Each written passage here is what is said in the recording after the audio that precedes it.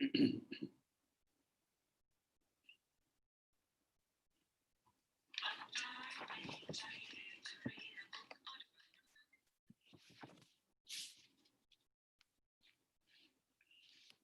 good evening, and welcome to another episode of Extra Bytes at Exploring Light. And today is our day of team bytes in a way. Today we have one of the wonderful friends, long time associate now, and one of the photographers who is famous for his moody landscape images. But there is more to him than just those moody landscape images. So he's none other than our own guy, our own business tycoon, our own sheikh from Dubai, and he's quite influential there. So, but don't call him just to get any work done. So, anyway, so welcome, Prakash, and it's your day today. And just before we get on with your session, we hand over the stage to you.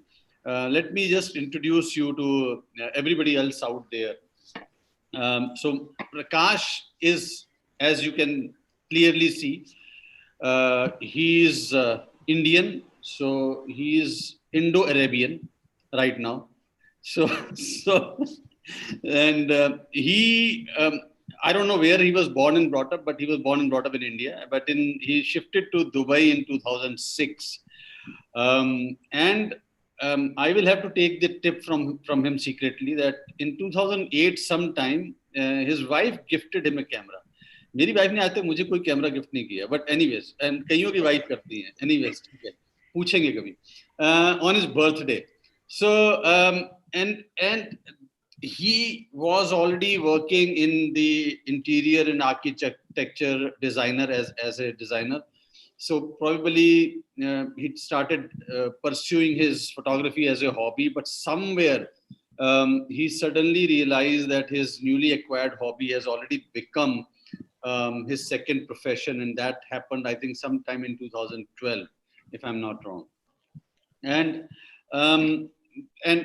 from moving from his hobby, which was shooting mundane things, shooting macros, shooting streets, and streets is what is not what we call street as street. So his own version of street, portraits, his own family portraits. And obviously, since he was already a designer, and he is, so probably he started shooting interiors as well, dabbling there. But then he realized that his passion in terms of photography lies in landscape photography.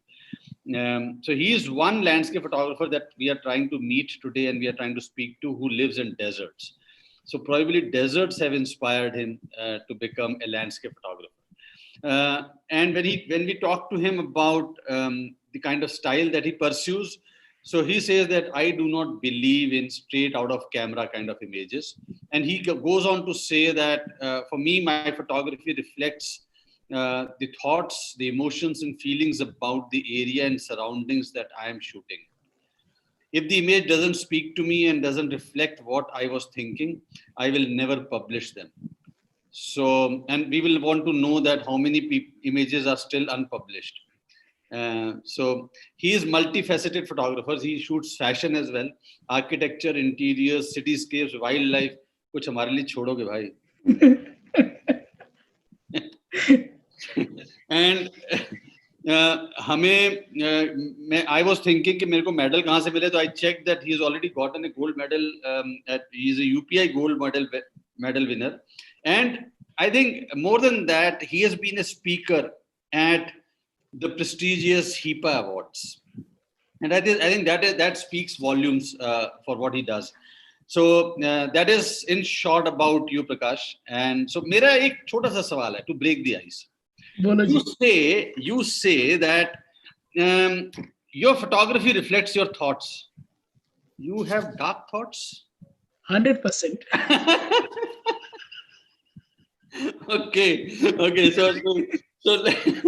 So just make us understand something about you, more about you. how did you, where were you in India, and what were you doing here, and how did you even, you, apart from gaining popularity, success, how did you even end up gaining so much of weight? We would like to even know that. So all yours, Prakash. Thank you, Jesse. Thank you guys for bringing me here. It's been a long time I spoke to online or even on a stage. Anyway, for this COVID also, nothing is happening. But last, I think I spoke in September or October somewhere. But after that, this is first time. I'm a little bit sweaty right now. It's going on. So bear with me. I am from Calcutta. Even though we are Rajput from UP, my father, my grandfather, all from Calcutta. So I was born and brought up there only. I don't know around what age, but around 8, 9, I started playing with my dad's film camera. Whenever he used to take out the camera, I used to click instead of him clicking. So basically from that time, I started doing some small photography and everything, like birds, flowers, family pictures and everything. Then my mother was all about art. She was like, you need to learn guitar, you need to learn painting and all these things. So from that area, I have gained more about art. I used to go to museums and places, different places to do paint and all. Lot of painting I have done, and it's now everywhere instead of with me. It's all scattered to my relatives and everybody. Then I was playing guitar for a few years, but in school, college time, I was in Navy also, Navy cadet. I was there also, yeah. But for me, that art thing stayed with me. So I wanted to do animation. Like when I passed 10+2, okay, HSI passed. But my father said, what you will do with animation? Where you will go? There is no scope in Calcutta. Actually, it was not there. So I learned interior designing from that time. So it was all about art, designing, everything was all related. So from there I started. 2006, I got a breakup, big break to come to Dubai. So in between that photography thing, it got hidden basically. Didn't had a chance study, then painting. I was doing guitar, then interior designing, everything. So that photography never happened basically. 2006 when I came here, on 2006 first thing I went to shopping mall and checked the cameras. And believe me, in Dubai cameras are cheap. That time even, okay, because the ratio, the conversion rate is high. So the cameras are cheap. So I had a feeling from that time that I need to buy a camera and start.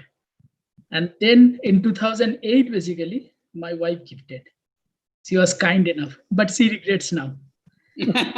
I was wanting to ask that question. Now she says, you have a second wife and I don't like it. She literally hates my photography. I had time when I was out every week, 2 days a week. So she was like, you are not there even in weekend. All the weekdays you are in office. So what we are getting?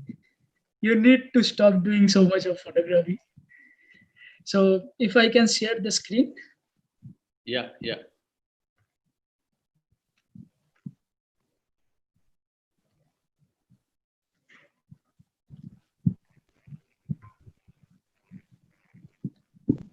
Can you guys see? Yeah. I have a small intro. I will try to play this. Let's see how it goes. Okay. Okay.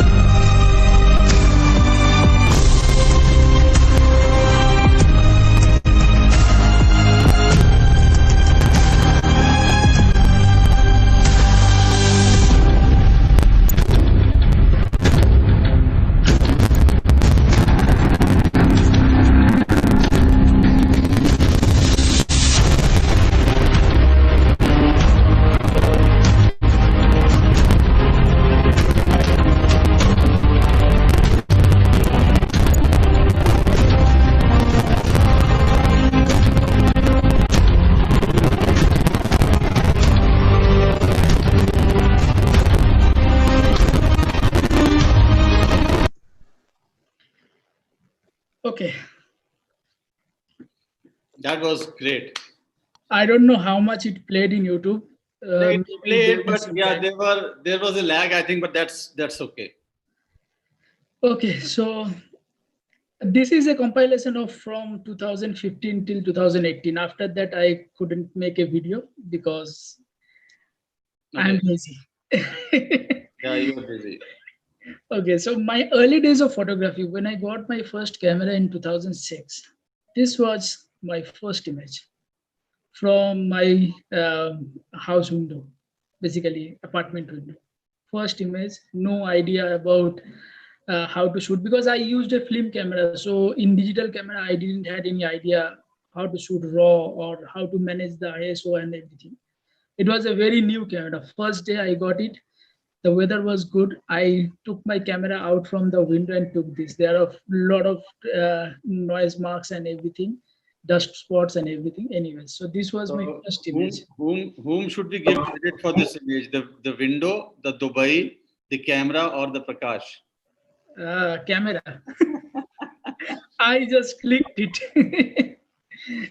And at that time, I don't know, everybody starts like that, but that time I had a big fascination about, watermarks. See this? You will see much bigger watermarks till late. I used to have this. Okay, so this was my first image. Then I started going to zoos because from the beginning, I used to love animals. Okay, I had a lot of dogs in my home. So I used to shoot cats and everything. So I went to zoo with my family one day, and this was few shots I did in the zoo. Still JPEG mode, no RAW. I was exploring on the streets how to shoot low light, how to manage the ISO, learning little bit about the camera. I never touched the camera manual. It was all about searching, going through the menus and everything. This was street, going out, shooting, no subject, nothing, just point and shoot, something like that. I started doing this light paints and everything, all experiments. No thought about which genre I'm going to shoot and all. Just going out with few friends and then shooting and all these things. Between 2006 to 2008 9, I was very dormant. My basic photography was still this level. Okay, then 2009-10, I was very quiet. Then I met few guys who used to shoot, go out and shoot. So with them, I started going out and started experimenting with this kind of still wool photography. It was a very big craze that time. And that time only I met Akhter, one of my very good friend. So me, Akhter, even Rustam, there is another friend in Dubai, Rustam. We used to go out and do steel wool. Our hair used to burn, steel wool, rotating steel wool. They are falling on head, shirt. So I used to come with a little bit hair burned shirt. There is a hole in the shirt, but it was a very good experience. So doing steel wool, this was my first actually star trail kind of a thing. I had no idea where to point the camera because I never learned from any YouTube channel or anything. Because in back in 2007, 8, 10, 11, there was no tutorial available in YouTube. Even YouTube was not that kind of premier right now what they have.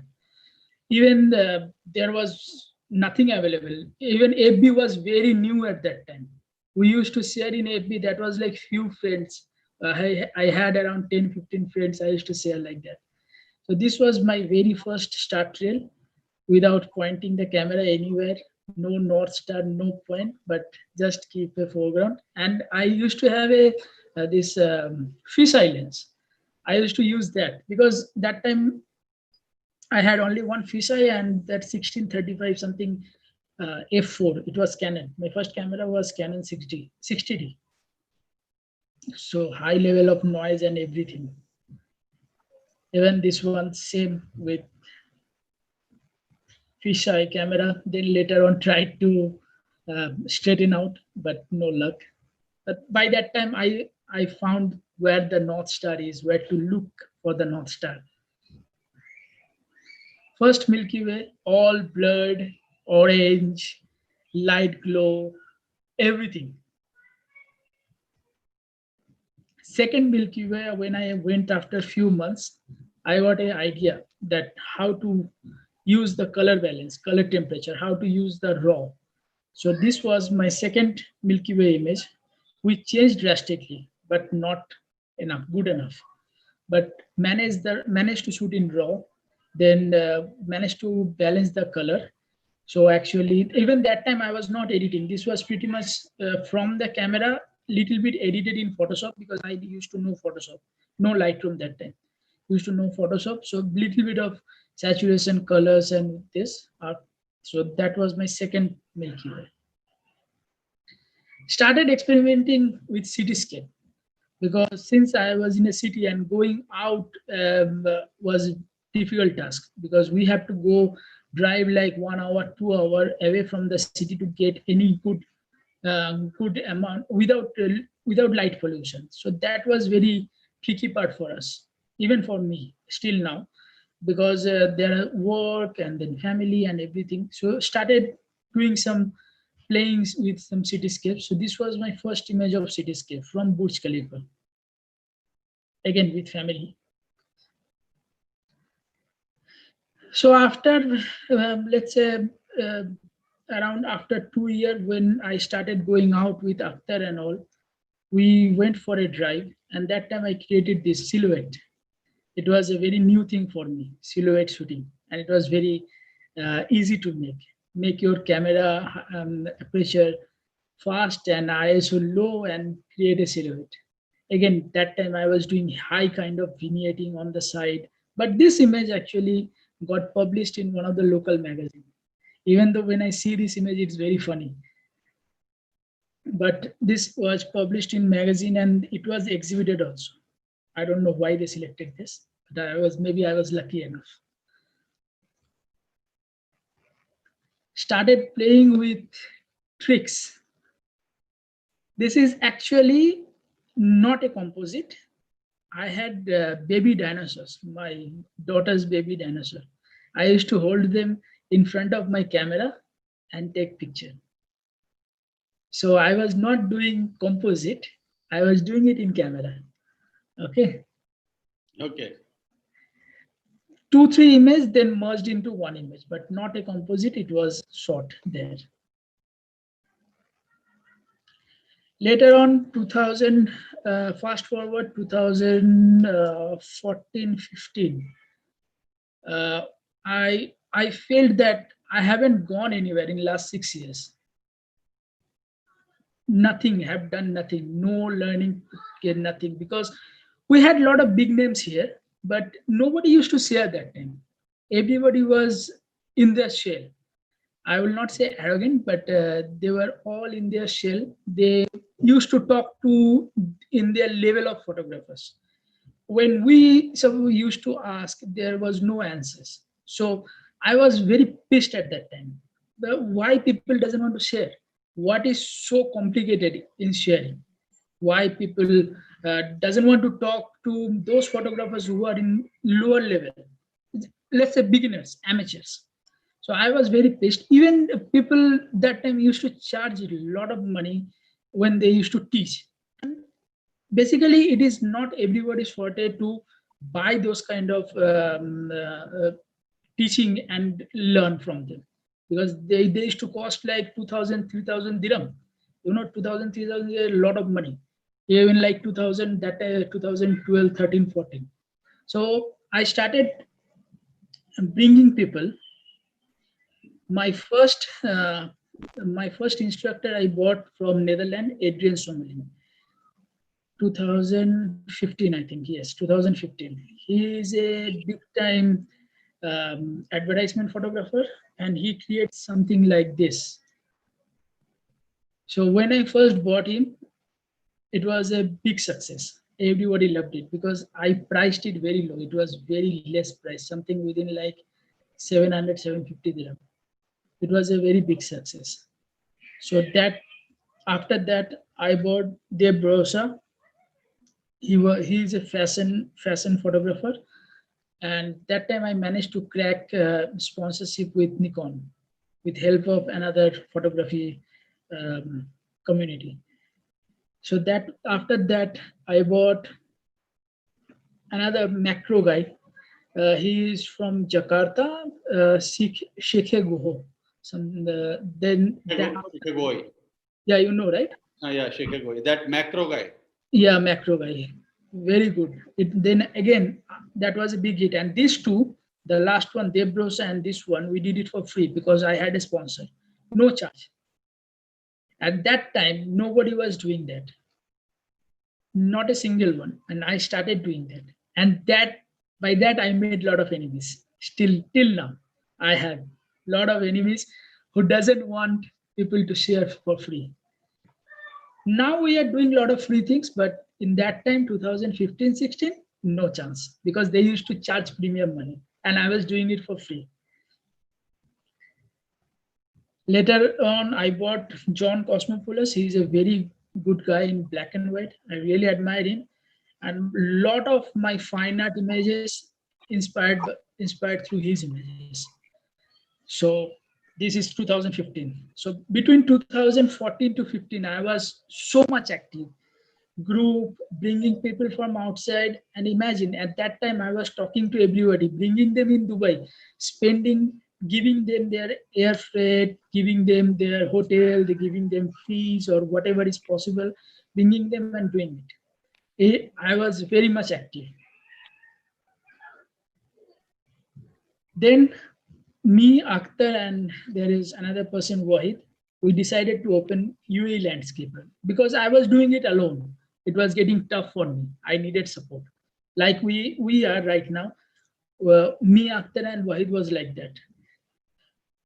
We did lot of photo walks, lot of competitions, and lot of exhibitions also, with big ones like 500 px, Scott Kelby, and a few more.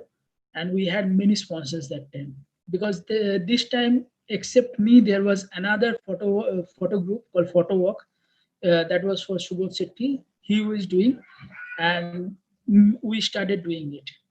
So only these two, we had two three groups who used to share all these things. So lot of photo works. And that time 2016-15 I started with Sony. Sony started sponsoring the photo works, and that time we started searching for night skies in Dubai. Believe me, it was not easy. Akhtar was one of the person who used to drive like 300, 200, 300 kilometer, because his work was like that. And he found one of the darkest place in UAE. At that time, it was like that. If you go there, you couldn't even see your own hand. It was so dark, so dark. You could see Milky Way with naked eye. You don't have to shoot for 30 seconds. You will see that, so that kind of bright. It was so bright. 2015, 14, 15, 16. And that place, sadly, is messed up right now. And it is kind of our fault, because we showed that place to everybody. Now everybody goes there. There are light pollutions. The government is building different, so the roads and everything. So light poles and everything. The whole place is gone. Now the whole place looks different. Anyways, so coming back to our photo walks, we used to have lot of people each time. Even we crossed sometime around 150 people in one walk. We had so many people going there, and because it was that kind of place, driving 2 hours, but that kind of place was rarity in Dubai. Nothing, nowhere was like that. Cityscape, local bullfights, fashion, we did everything. My first international workshop, our workshop, was in 2015 again. We went to Bali. First time I went out because I was missing something in landscape. I wanted to do more because Dubai, UAE doesn't offer that kind of landscape, what I love. So I saw some pictures from on Facebook with some friends, They told me that Bali is very good, and we thought let's do it. We did a Bali workshop. After that, I bought a pair also in Dubai. You see the price over here, 399. Imagine people charging 1,000 dirham, 2,000 dirham. This was 399, and that's why again so many sponsors managed. 2017, first my Iceland trip with my UAE Landscaper. That was my first Iceland. Okay, that was my group thing. Coming back to my photography, I enjoy all kind of photography, as just you said, landscape, cityscape, astro, aerial, fashion, street, macro. I love to shoot all of them. This was my first wildlife photo. This is, I think, Bandhavgarh in India. I went with Sudhi Sibram. Good guy, good teacher. And this was my first wildlife encounter. I was shooting with Canon, was happy, but not totally, because I wasn't, I wasn't sure what I'm shooting. I was totally confused, even though he taught me what to shoot, how to shoot, but the output, the outcome was not there. It was all over the place. Later on, 2015, again later on, I went to Masai Mara. Told Sudhir that let's do Masai Mara. I really want to go there. Let's do a small workshop. We will arrange people. I will try to bring someone from Dubai, and you take from India. We'll go to Masai Mara. I don't know what happened between Bandhavgarh and Masai Mara. My editing style totally changed. It was influenced. I get influenced from a lot of photographers, a lot of images, a lot of arts. I always see paintings, arts, even movies. I get inspired from them. My editing style changed from that time.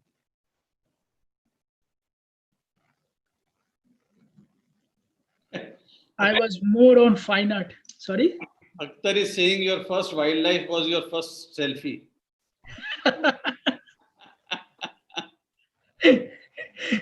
Yeah, there is a mention of you burning Akhtar's bag, so we could take that up later on. Yeah, Okay. on touchy topics. Oh, we had a lot of issues, lot of problems.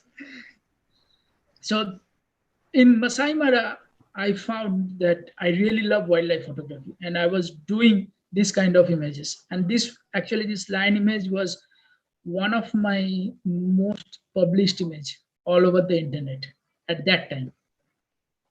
This is still one of very good images. This is really very simple but very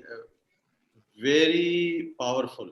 The grace that lion is showing and the way you composed it, everything is really working well here. Thank you. Then black and white experiments, but I really love the fine art mood. Same for this one. Lot of edit goes, but again, by that time I said editing and compositing was coming to me. 2015-16. This image actually won the UPI gold medal. It's a beautiful picture. Yes. What This- an amazing. It's amazing. I was the one who captured this. Even the Sudhir was there and full team was there. Nobody clicked this. This was actually -5 exposure. Oh. I clicked it at that time. Nobody was clicking because it was dark, so dark. So How do you manage the highlights, Prakash, on this? The highlights It are was like there. It was the sunset. It was Wow. there. It just needed to bring back to life from that image. now, so Nothing added. your dark mood started from here, or My dark mood actually started from Masai Mara. okay? Actually, heart of Africa. oh, I really miss wildlife. I don't know why I stopped, but And Masai Mara- your beard, you started growing before that or after Masai Mara? no. Beard is last 1 year. Self-modeling on the lion, I think. Yeah, what to do? Little bit of Main. highlight. So this won the UPI gold medal, and then this got published. This got selected for a few other, but never made it to final. Even in Masai Mara, when I was shooting wildlife, I was experimenting more on my landscape side. I was shooting landscape because I was missing landscape, even though I was shooting wildlife. This was one of the landscape I shot, and next day in the morning, this I shot. And believe me, this actually gave me Sony World Photography Award semi-finalist. Actually, it's there in their website also. This got published in Indian newspaper also because I was one of the Indian who was selected for that award. So this was there in the magazine and newspaper also. Again, wildlife with landscape. Do you think that Marcel got inspired from you, or is the other way around? Sorry? Do you think that Marcel got inspired from you, or it is the other way around? No idea. Maybe he got inspired from me. No, not me. Now let's make that a controversy. No. Let me call Marcel into Okay, this was 2015. Huh? Let's see. then to pakka before Marcel only. Prakash. Now I have a question here. Now your sense of composition has been good from whatever we've been seeing from your Masai Mara trip images. Now, but before that, whatever you've showed, at least it does not appear to be that way. So how did this transition happen? And, from where did you understand the composition part, or was it all of a sudden? It does happen that suddenly you start seeing things in a particular manner. But so how was it? Was there an in between kind of a situation where Yes. you were learning as what well? happened was those workshops. What I did. Okay. Adrian Somling, Yeah. Dave Brosa, even Sikego, all of them, I always catch things very easily. Whenever they are teaching, I saw that their subject is never in dead center. They're always shooting on rule of third or something like that. Okay. So composition, I picked up from there. Even though I had the sense of composition from my painting days, it didn't happen in photography because somewhere there was a disconnection. Okay, because I stopped doing painting like 10 years there when I started photography. So that sense that whatever you said that was hidden. Okay, it didn't came out when I got my camera, but when I bought these guys, when they start talking, then I realized that yes, why I'm not doing it, why my images are missing those composition. So basically, it was all 2014 and 15, nothing before that. Before that, my all the images were everywhere, all over the place. Shooting style, editing style, all was everywhere. This is 2014 and 15. 2012 till 2010 to 14, I was very quiet. But then when I started, my composition, my editing style, everything changed. I never learned editing from anybody. It was all kind of self-taught because I was doing my Photoshop from a long time because of my interior and everything. So editing, I knew how to do edit, but raw edit, I picked up later. Before I came to Masai Mara. So these are all raw shots.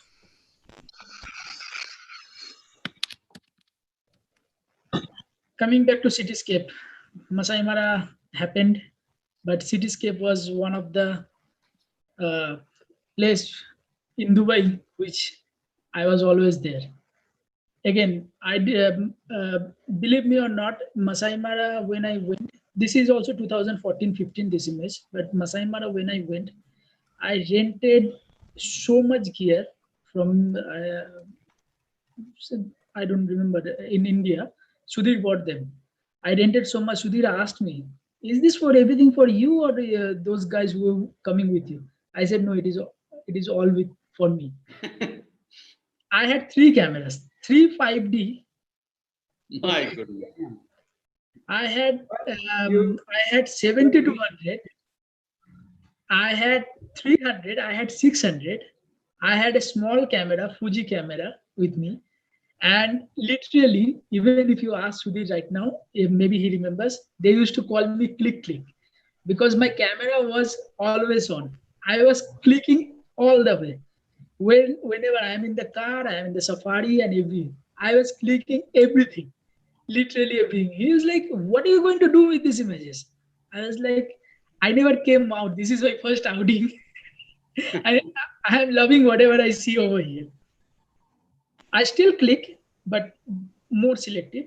But I still click a lot of images because I love to create my data bank. So I have a lot of images, but 90% never sees the light. Now Anyways, we can see why you live in Dubai. Now, like why they call you like Sheikh of Dubai. 3 cameras, right? I don't know, rented, not my camera. Absolutely, rented or not. Rented. Daily rent is more expensive than buying them, Prakash. What are you saying? Yeah. Renting is more Absolutely. expensive too. But renting in India was cheaper than buying. कब के ज़माने की बात कर रहे हो? I think I got the whole gear rented for what, 15,000? 15,000. Huh? I think Sudhir got frustrated that Prakash is this guy is carrying 3 cameras with me, and and then he got what am I doing in my life? I will not take this guy from next trip onwards. And then he Maybe that's why he never took me again. Yeah. So basically, coming back to cityscape, this was taken from one of the highest rooftop available, still available, but not so much that time. Again, my fisheye lens, because the scene was so huge. It wasn't. I didn't had any other lens that time. As I said, I was renting, but in my kitty, I didn't had anything except 1635 and 11 mm this fisheye lens. I captured this. This was my first or let's say not first, third, fourth cityscape image. This was my second, third outing for cityscape image. This was with my friend Rustam and all. Dubai gets fog. It's a very fascinating thing. Now everybody shoots. That time it was more of a exclusive club, 2015, 14, 15. Not everybody knew how to go to rooftop. It was like only few people used to know. And that time accessing rooftop was much easier, which now is like hell. If you want to go to rooftop, you will not be able to unless you know someone.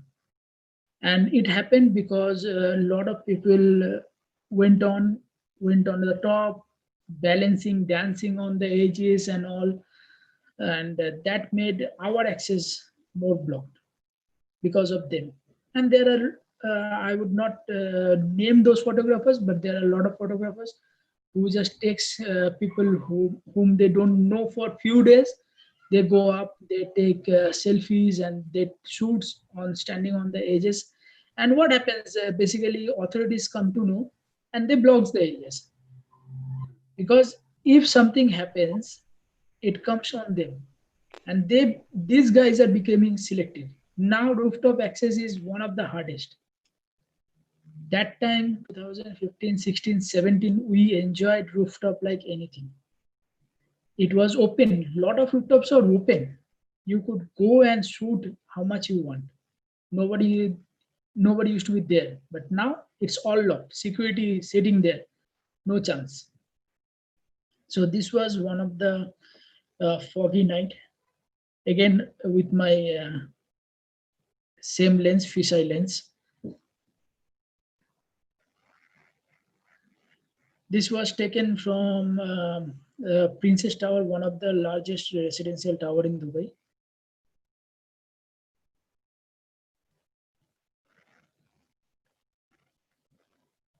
coming back to 2016-17, I started doing masking. 2016, yeah, 2016, I started doing masking. So you see the difference from those cityscape images and this cityscape images. So this image and this one, actually, I got silver medal in Pan Awards.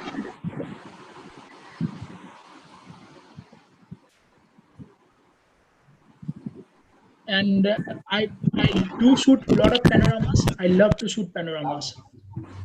Lovely. Sorry. Absolutely fantastic. Thank you.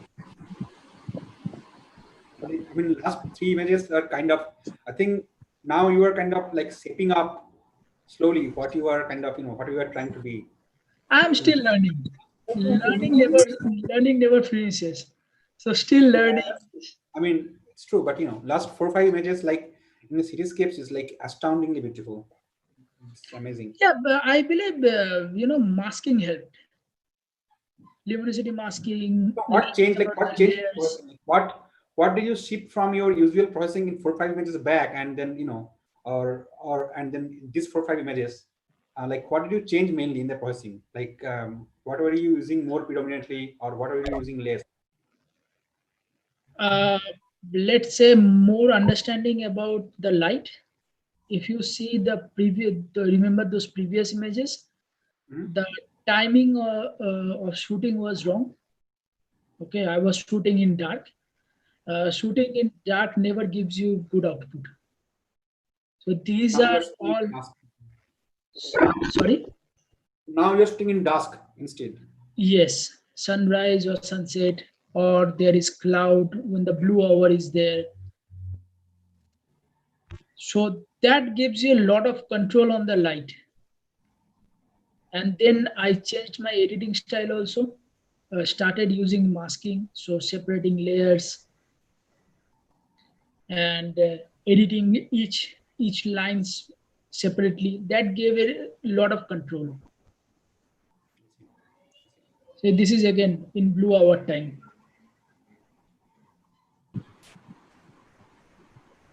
This is same.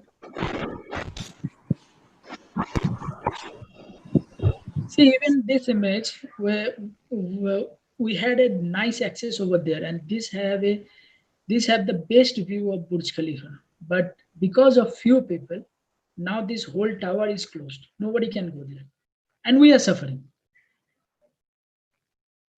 But what to do? People are still doing it. These are a few more images. I miss these places seriously. No access, nothing. This was recently, last year, I think. They've stopped giving access completely, or they have increased the price or made it some. What is it? They became more selective. Now you have to go through the building management. So unless you know them, it's very difficult. Okay, or it's basically over here called wasta. If you don't have that wasta, it's very difficult. Or some influential guys, big photographers or anybody who already have that wasta, you talk to them, you go through them, then it happens. So nowadays paying money going up is like 95% off. Only few places it is there. Rest, no chance. So this was Blood Moon. I think this is last year. Let me come clean. This is 2 images, but shot at same time. I had 2 cameras. The cityscape was shot with 70 mm, and the moon was shot with 200 mm. Same place, same time, 2 cameras side by side. So 70 and 200, they were shot and then merged later. I don't mind good composite. If it goes with the image, if looks good aesthetically, it blends well, I don't mind. I don't care how I got it. Lot of people doesn't like. They always say no, compositing is not photography. But photography is an art, and it's subjective. Yeah. What you like. Yes, totally on the same page here. I was seeing this image. This moon was there, so why not? This was another fog shot for early days. The clouds, right, Prakash? The Sorry, cloud- no, these are fog, no cloud. Wow. Oh, this very heavy fog. Yeah, actually, the visibility becomes almost like 1-2 meters. You cannot even see more than that. It's in winter, or I mean, Eh, Winter, when the season changes from winter to summer, okay. that kind. So Prakash, how do you shoot this? Do you take a long exposure? What is the method you employ? There are two ways you can do. You can, if you want the clouds to be fluffy, you basically don't shoot long exposure, maximum 2 to 3, 5 seconds, depending on your light. But if you want the cloud to be very smooth, like water and everything, you go for long exposure. This was shot, I think, 5 seconds or something, because it was a sunrise time. And you see the cloud movement, the cloud layer you can see. But if you want to make it fully flat, you can go for long exposure. Actually, shooting fog is the easiest thing. Just point and shoot. You just have to create the composition. That's it. Rest depends on your editing. Okay. The fog is amazing. Do you add any fog, or or fog is totally natural? Yes, the fog really creates, and since we have so much long towers, so many buildings which goes till 300, 400 meters, it gives a totally different effect. This was 2019 last image I shot for one of the lens company I was reviewing. Nice cloud. We don't get such nice clouds in Dubai very easily. Very rare, very rare. Dubai is always hot and humid. No cloud, always empty, blue. This was 2020 fireworks. Amazing. Did you time it, or this was deliberate? Shoot. No. pattern of This is actually that's how it comes out. Okay, But timing has to be there. correct. This whole area, believe me, this whole area gets blocked from afternoon, like around maximum 2, 3. This whole area gets cordoned up. So we are sitting from, let's say, 4, 5 p.m. till midnight just to get the shots or time lapse. I did a time lapse, but just imagine you are sitting on top of the rooftop, and that's winter. December is winter over here. Okay, wind and everything, and you're sitting for 6, 7, 8 hours to get few shots. And this is actually at the edge. There are some BTS image which can show you it is on the edge, and you are like what 120 or 130 XPloring, something like that. There must have been a lot of photographers here. Actually, you see all these buildings over here. Every rooftop there are photographers from media, personal shoot, and everything. And helicopters, and Dubai firework is one of the biggest. Dubai, Russell Khema, Fujairah, Abu Dhabi, they are one of the biggest. Even, they create a Guinness World Record also here.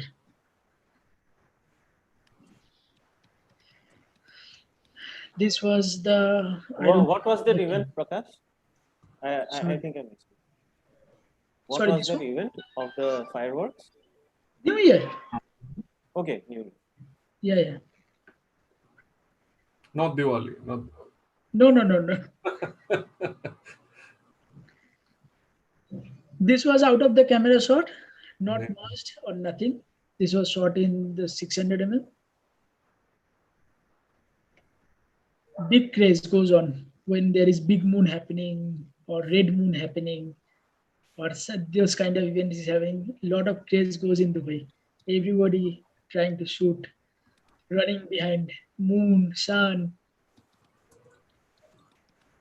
So I was also guilty of that. As I said, panorama. I love shooting panorama. This is also one of them. I think this was around 12 images vertical panorama from left to right. This is more than 180 degree. It doesn't show because of the front building. But this is 180-degree shot.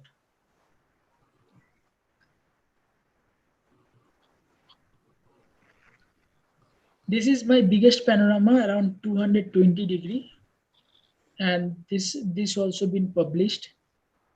And till date, this is biggest one. The light was perfect over there, but managing the whole shot, if you see from the left, it is sunset. But by the time I went on the right side, it is already, the light is gone, it is blue hour. So managing the whole light from left to right was a pain. And imagine this is 2 layer.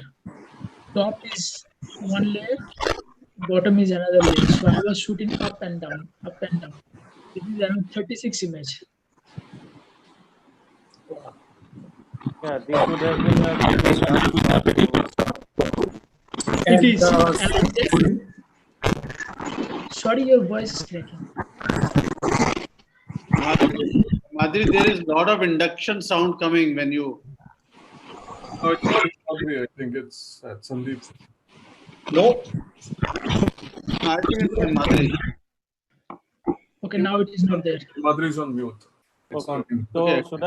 should I try now? Yeah, Yeah, now it is fine. I think it's not me. So So basically, I mentioned that this would have been a pretty tough shot because it's 220 degrees and moving from one side to the other side, it would have been already dark. So it's pretty easy to mess up such kind of shots. it is actually. And imagine I was standing on a ledge. I didn't had a proper place to keep my camera also. My friend Sal was with me. We were like hanging that wall. That boundary wall was like 7-8 feet tall, and camera was on top like this, and we were shooting. So it was like this. So this is in total 36 image into 3 exposure. Wow, Yeah. incredible. But this was And still the biggest how one. and was perspective a problem? Did you have to correct the perspective? I did. This even now, if you see this end and this end, but the center is little down. If with the ruler, but that managing that is really difficult. It is not so Yeah. easy. If I manage here, some buildings over here will get crooked and all. But I'm happy. Imagine. And how did you merge it? PT GUI? No. Photoshop. Photoshop. Yeah. Basically, each layer has been edited first. Each layer? Yeah, each layer have been edited. After that, merged and re-edited later. So each layer, 3 layers merged with a single TIFF file. Then all the TIFF file merged into one, and then finally edited again. How many years did it take you to process this image? I have a good system, so it didn't take a long, but I took around 3 to 4 weeks to create because it was a lot of work. Incredible. But why did you convert it to TIFF? What was the reason to convert it to TIFF? I always like to keep my layers. That's why TIFF. Even PSD works, but I like TIFF. PSD doesn't support big files. TIFF will support. Yeah, or PSB. Or PSB. So I like TIFF ones. Okay. Maybe it's a personal choice, but I like TIFF. Have you ever done a comparison of the size of the files?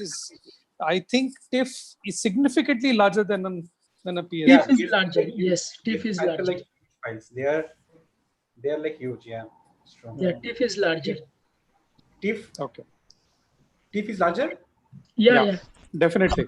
In Definitely. output, not as a saving Since one. TIFF is almost the processed raw, so it is much larger than PSP. Yeah. Oh wow, I didn't know that. Unless you merge all the layers, it will be Yeah. big.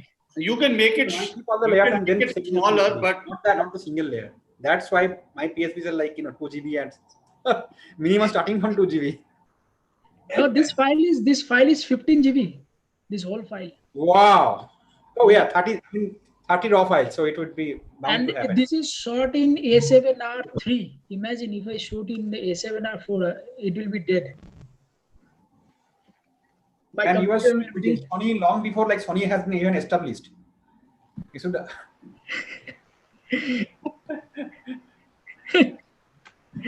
Whoever is Atano, don't even go there. Don't open that can of worms. That's what I'm saying. That he's probably shooting Sony before even probably before Sony is established. I will not open that chapter. Well, they're still trying to establish. Let us put it this way. No. Now everybody is afraid of Sony. What are you saying? Second controversy of the evening. Second controversy of the evening. You cannot even say that. This is not even a controversy. How is this a controversy? Now everybody is following Sony's footsteps. Forget about it. Okay. Okay. We will leave this. We will leave this discussion for some other day. 100%. Just to mention, still gets Sony sensor.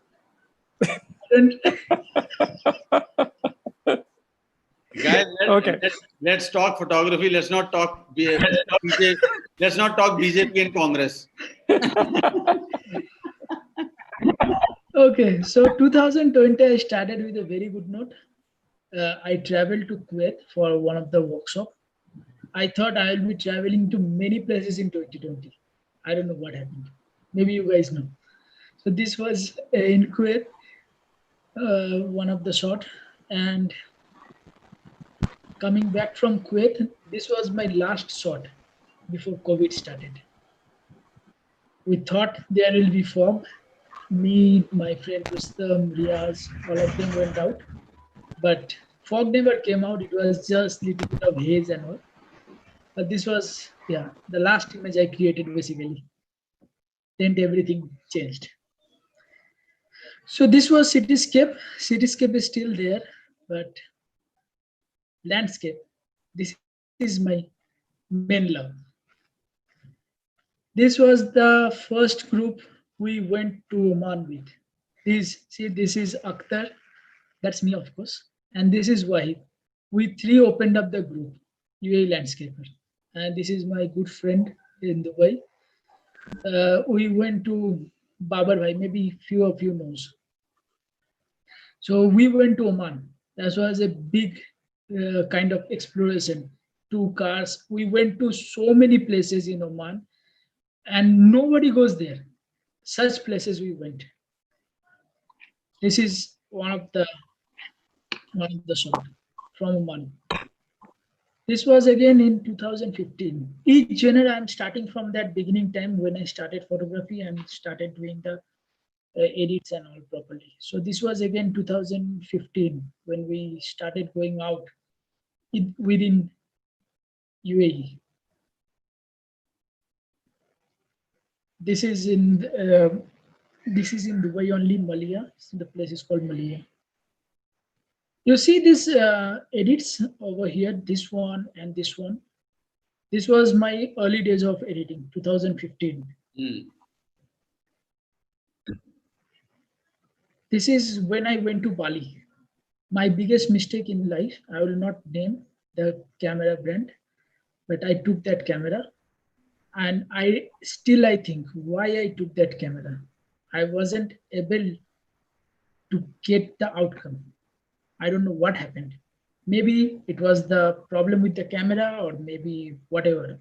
I didn't shoot a single night shot with that camera because it was giving so much of noise. Maybe it was a sensor problem, maybe because of that, but I wasn't able to shoot any night images in Bali.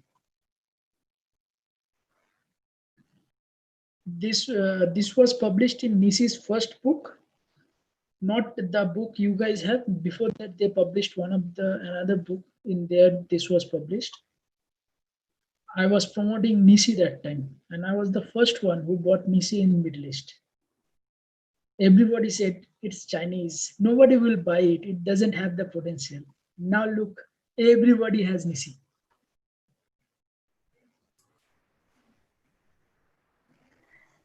In 2017, my first outing in Iceland. Again, my editing style changed. I was doing bigger exposure, longer exposure, more fine artist edits. So this was from Iceland. What's the exposure, Prakash, on that? This one? Yeah. This one was more than 300 seconds actually. I don't remember exactly, but this was. But is this your single shot or is it a pano? This is a single shot, but it created as a pano, cropped as a pano. Okay. But you have a pano from here also. I have, but Yeah. I preferred editing the single shot because it had that quality. I didn't got the pano properly. I don't know how you can say that because that pano was my inspiration to shoot pano in the same location.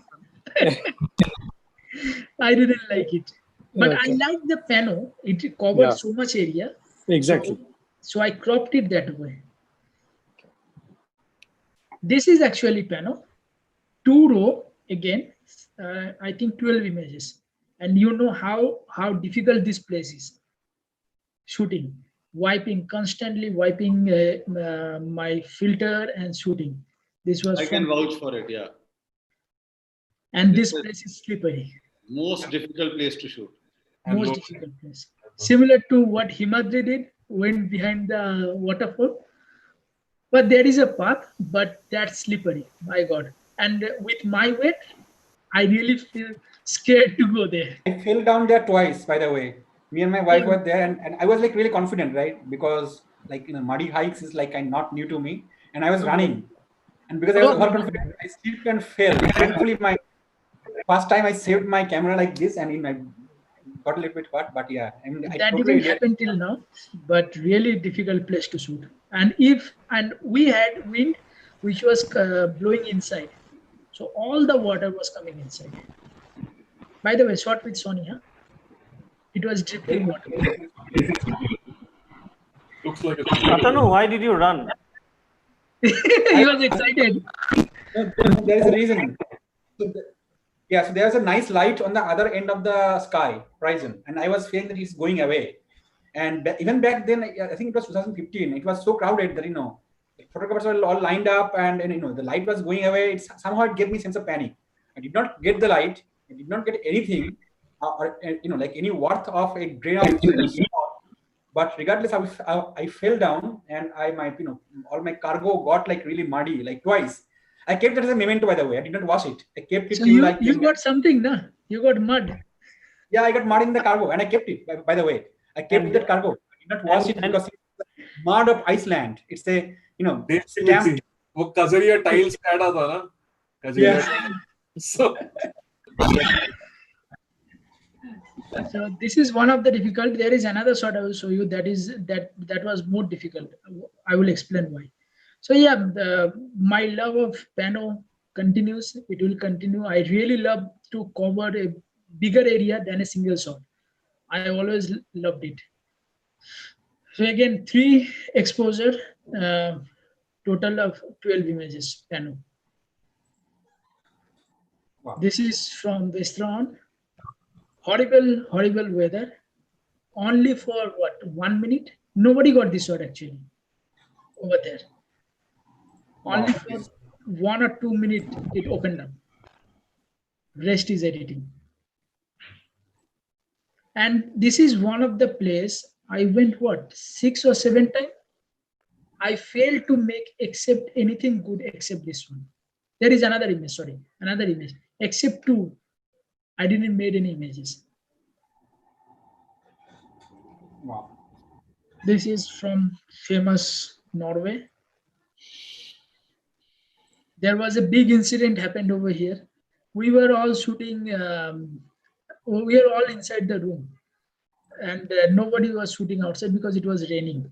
And this was first Norway outing. Me, Akhter, everybody was inside. One of the guys were outside roaming around. Suddenly he shouted, there is rainbow, there is rainbow." Akhter run out with his towels on, nothing else, to shoot rainbow.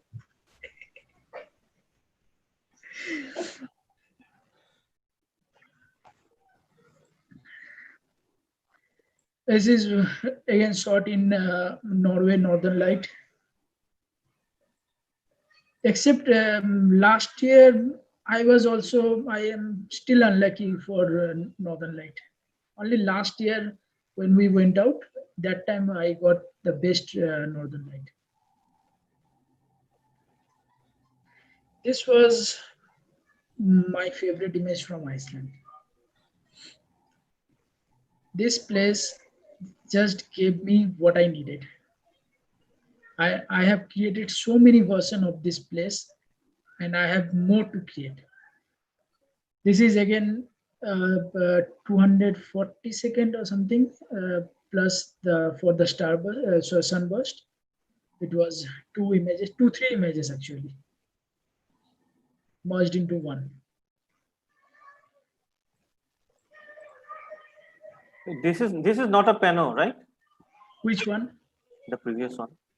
Previous one is a panel. Two It's a shot. pano. Two shot. Just to cover more on the right side. In a single shot, this will not come. Unless you have 11 mm or something. Now I know how to process my dirty first shot. This is dirty first, right? Yeah, dirty first. Yeah, this is ready Yes. for us. Yes, yes.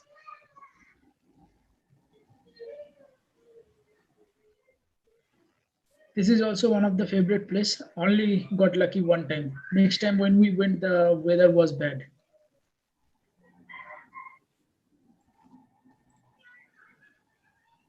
This is Skogafoss. Like Gulfoss. Sorry, Gullfoss. It's not Skogafoss. Lovely You are light. you are much higher up here. This is Yes, not the I'm- usual position. No, I'm on the top level. Yeah. I was standing on the edge. And So only I didn't bother to hike down the waterfall. sorry? It was a long walk from the viewpoint and down the actual, near the path that you can see there. It was such a long walk that Prakash didn't even bother to go there. What? I went now. Oh, you went? Okay. See, this is what my wife always say. For photography, you walk so much. But when I say go for a jogging, you don't want to go. She always puts a level on that. Jussi knows that we went to Pharaoh and we walked so much. And I was the saddest. Jussi knows that we didn't got images what we needed over there. Weather was horrible. But seriously, for photography, I don't mind walking anywhere, except desert. I hate walking in Sorry, except desert. Okay. I hate walking in heat. Mountain steep elevation is not a problem for you. I mean, you can do it easily. Yeah, if it is not too much gravel, I can manage. Okay. That's nice to know. There is a falling chance rolling out. When you think about you being a different, but that's nice to know. No, I can do that. I can hike, but if there is gravel, it's difficult for me. Okay. I need solid footing. I have to manage my body weight also, no? Yeah, that's true. I mean, loose gravel is a bit dangerous. Yes. This shot was the most difficult shot. Okay, Milky Way is merged, but the main shot of the waterfall was difficult. Why so difficult? This is a walking area, okay, and it's merely around 2 to 3 feet wide. And standing here at this place actually vibrates when you walk past. Okay, and everybody walking past here, and I am shooting long exposure. Imagine, I literally have to stop people coming out. They stop for a few seconds. Let me finish my shot. But people never stops. They keeps crossing. They are ducking. They are going from behind. They never stops. But I really love the whole area. I wish I shot this Milky Way right over there, but didn't get the chance. Hopefully, one day I will shoot the Milky Way over there. It aligns up over there, but in a proper time. But is it northern? But it's northern hemisphere, right? So in northern hemisphere, I mean, I don't know like how much it will get. And Yeah, but you will get it. Okay, that's good. Let's move then. This is one of the famous place in Iceland. Yeah, Iceland, Norway, and Faroe. This is my most favorite place of places I have been. Well, I haven't been to many places, so still.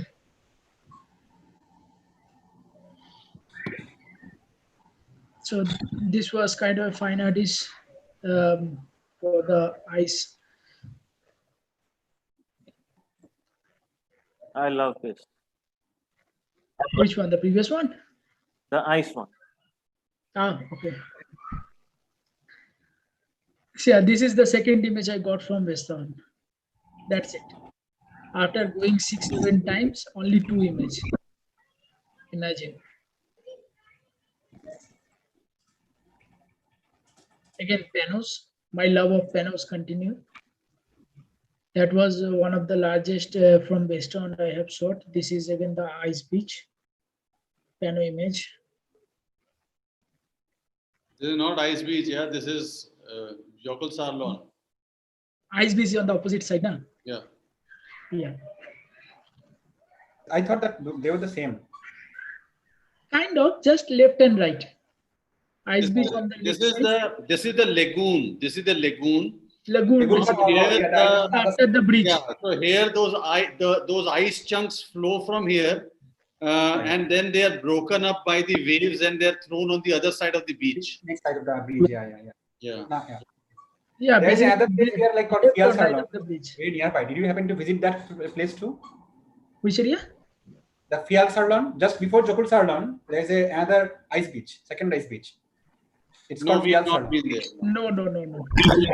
Just about 5 kilometers north of. No, I haven't been. We haven't been to many places actually. A lot of places we yet to explore. Yeah, Fjallarlón is like a bit less explored, but it has like more, like less crowd and even more better sense of composition because there's mountain in the background and all. Bit of Okay. hike though, about 15-20 minute hike, but yeah, it's nice. I don't remember this place name, but this is one of the toughest place to shoot actually because the wind never goes down here. I don't know why. This place is always windy because of Is it Didole? Is it near the Didole lighthouse? yes, Dairole. Yes, Dairole. Yes. Yeah. So yeah, this place is always windy. Maybe because of the height where we are standing, or maybe because the sea is so near. And somehow I managed this panorama. I always wanted to shoot panorama over here to capture that whole area. So somehow I managed this. Remember, I just see yours or someone's camera fell down, Premji.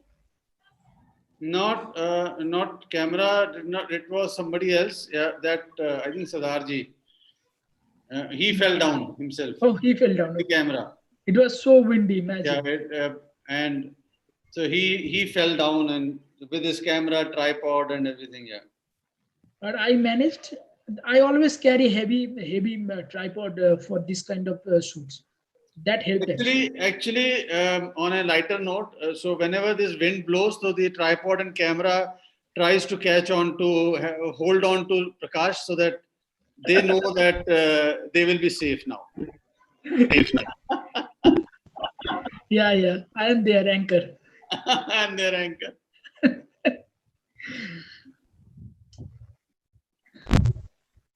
This is again one of the panos. Love doing panos, seriously. And in tough places, it gives me more chill to create panels. Okay, now this is Pharaoh. I hate this place. Gave me only one image. Just his, Didn't give me even one image. and we walked for hours over here. Jesse broke his filter also.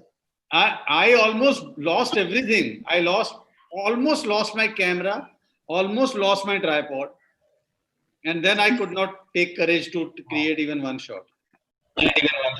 Jesse actually went on the top of the mountain or hill, whatever you say. And as I said, if I don't get footing properly, I cannot walk. So on this place, it was very slippery. I couldn't get up on that top area. So I shot one image over here, and it was so windy, so windy. It was raining constantly. We are praying. We are sitting duck over there, holding each other. We are just praying. Just give us 5 minutes to shoot. And then when the light came out, everything was so much bright that we couldn't shoot even single image. That was what, for 10 minutes. Again, the rain started. Yeah. And we walked for hours over here. My God. And with I don't know what was going through my mind. I was carrying my full gear, even my time lapse gear, even all the camera gear, 70, 200, everything. So the bag was like around 20 kg. But yeah, okay. So Prakash, when I see this image as well, this is what I call Prakash style. A lot of blue in the darks, in the shadows, no warm color, only cold colors. So how did this change happen? It happened actually from 2016 when I 17 when I started going to Iceland. Yeah, Iceland really influenced me. You know, Iceland is dark. Okay, sand color, the mountains and everything. Even it is gloomy also, and I really like those kind of movies.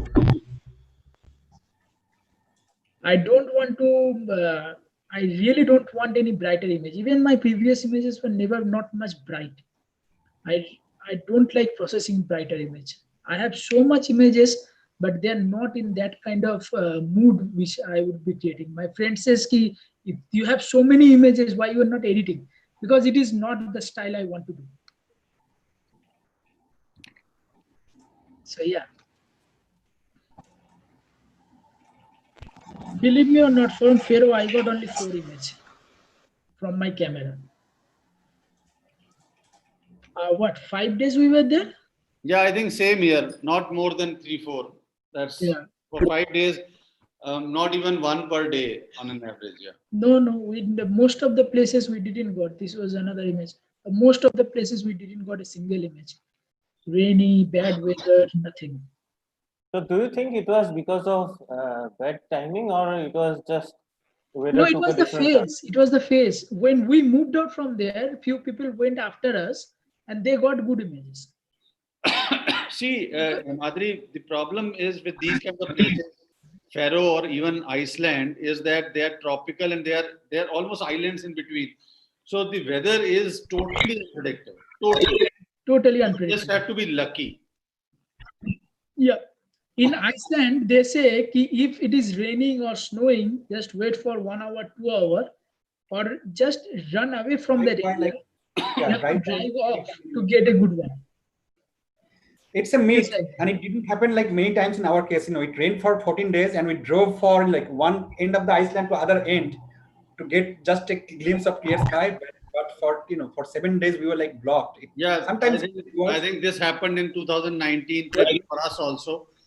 For 7 days it continuously rained, and we were like driving like crazy trying to find some decent weather to clickable, but unfortunately it didn't. So weather is also getting freaky now there, but this is not kind of unique Iceland weather that we know. So we were like you. I think few people were very unlucky that you get 7 days of rains in Iceland and all. Yeah, and since since we are time bound, na, we go on a specific dates. That's why we don't get to catch after it passes. Because we are there for 10, 11 days, 14 days. If we cannot extend also, so that's why we get unlucky. And by hands down, I will say this is my favorite image from Pharaoh. It was windy, but it was manageable. Couldn't fly my drone, which I got newly, especially for the trip. Okay, I flew to Switzerland to get the drone and then traveled to Pharaoh. Jesse was traveling alone, Pharaoh, because I told him I need to collect the drone. I got the drone, new drone, and came directly. And I would say that was my best decision. I got the drone. I'll show you my aerial images. Before also I shot aerial images, but after I got the drone, I shot some aerial images and I really loved it. So yeah, this was another 5-6 minute exposure to get the whole scene. Single three, I think 2 exposure I took just for the sky and rest was long exposure. This is again from Norway, my few last edits. I think Sandeep knows this place very well. Yeah. We stopped for what, 2-3 minutes or 5 minutes, but you guys are waiting there for long. But when we came, that time that whole light thing opened up.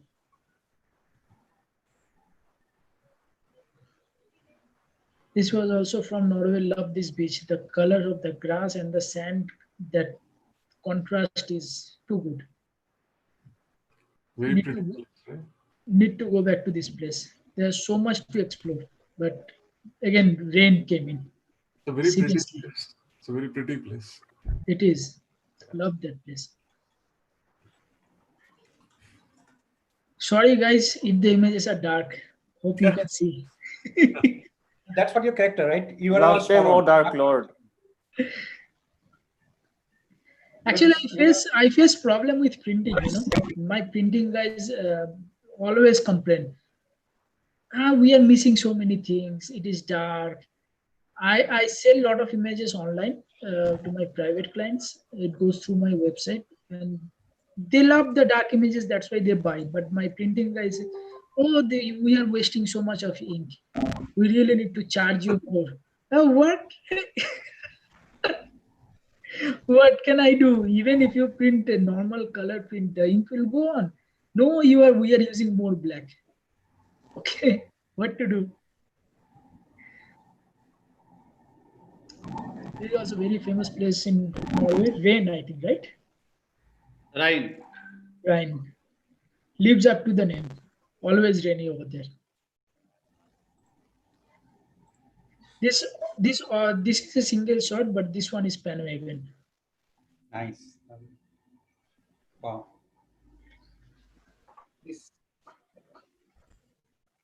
This is on a lighter side. It's not totally my dark kind of processing. I do some lighter processing also. The light bleeding like this, and the shadow contrast is amazing, and the full. Yes, the reflection was good over there. Even the light. Oh, whenever we are all on tour now, we always stop like this. Jassi, Sandeep, they all know. We are driving on 100 km/h. Suddenly we see a scene and stop. Suddenly over there, stop and take picture. This is one of those kind of places. This was the last trip to Norway. Love this place. And this image was taken out from -6 exposure. -6.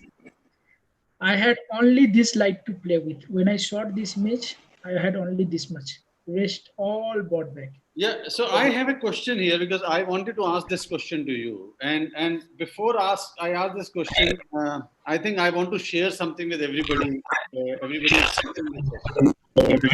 Is that I've been privy to this particular image.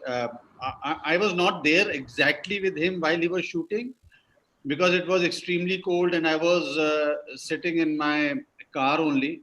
But let me share that sun had already set and there was hardly any light. It was, to naked eye, when you look, it was very dark. And then it is then when Prakash moves out of the car, takes his camera and tripod and starts walking. I said, where are you going? He said, to create an image. Batman. I said, really? He says, yes, wait. Half an hour later, half an hour later, he emerges from the darkness and he comes back, ho gaya, bahut badhiya hua. And he does that almost at every spot. And I've seen that. And he does not even take out the camera till the light is there. So my question is, so this is the fact that I'm sharing. Now, my question is that, what do you see and how do you even see? I understand that you are trying to take advantage of the sensor that you are using in the camera, but then isn't it okay also for you that you still create images when the light is there and then make it dark, rather than clicking an image when it is dark and making it light? Okay. As I said, I don't like to click in light. That is my bad habit, you can say. Okay, I don't like when there is too much light. I always prefer bringing back light rather than removing the light. And believe me, I see more potential on dark images than bright images. That mood, that evening, let's say evening or morning, whatever, that darkness gives you a mood, immediate mood when I am creating the images. That dark surrounding, that dark cloud, that shadows, every, it is not about, even if I'm not using Sony, maybe if I'm using other cameras also, I'll be shooting on the same way. It is not about the sensor, but the sensor really helps. It gives you a clear image, but I don't know. Without dark, I will not be creating images. Seriously. I cannot shoot in light. I really cannot, except wildlife. Maybe I was a bat in previous life. You are exploring dark. I really like that. You know, it creates that sensible, and that's why whenever, even the series I watch, my wife always say, "Why you watch so dark series?" I love them. I love those light, play of light and all. As Som mentioned, the Dark Knight Rises. There is a saying that without dark, light cannot exist, right? Because you are 100%. This is really my favorite image. Absolutely.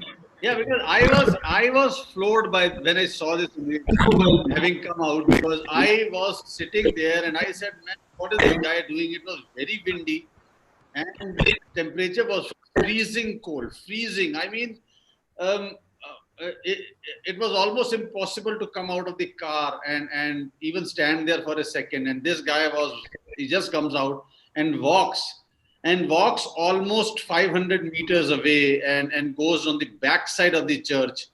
And and probably stands there and creates. I was also certain that he's bluffing when he came back. Guys, I think mute because there's not. I don't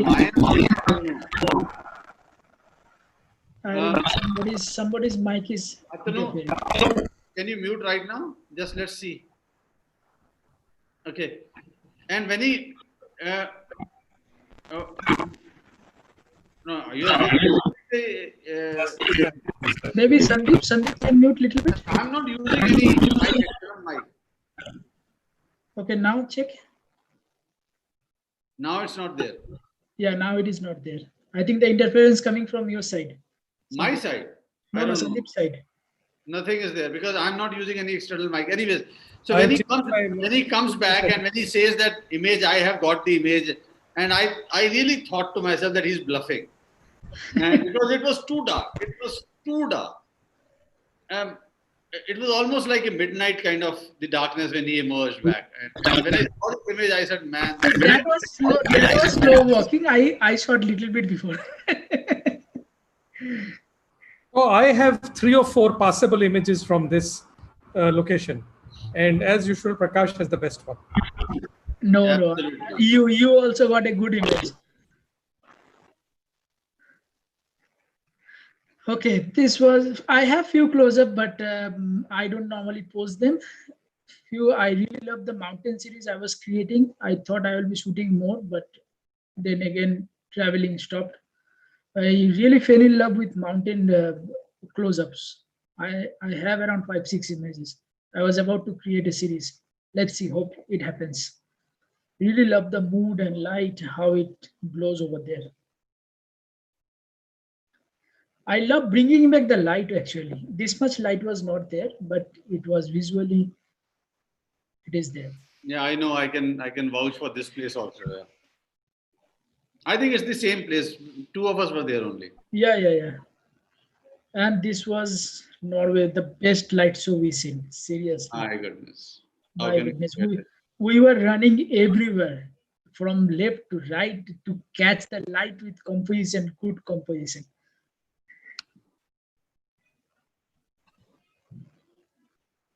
This was short the first trip I went. Yeah, another place. Second time I didn't Wonderful. got any First shot. one. Oh man, I love this shot. So This one, right? Thank you. this one. Yeah, beautiful.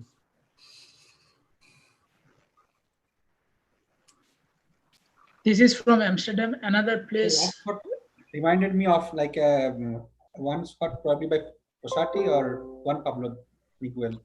I cannot remember, but yeah, it's Uh, Even in Amsterdam, many of you guys got good shot, but not me. I even from the windmill area, that daytime you guys were shooting, I never got a single shot from there. I think on two shots I got from whole Amsterdam. Prakash, for you to get a good shot during daytime, you have to take out the camera. I don't see it. How I can take the camera? Because without taking out the camera, you can't complain that you didn't get a shot. I always prefer seeing the scene by my eyes, then take out the camera. Unless I see what I'm shooting or what composition I'm shooting, nowadays it became like that if I don't recognize the composition, I don't take out my camera. Even for the same for the shoot. I'll show you the last processing of this image.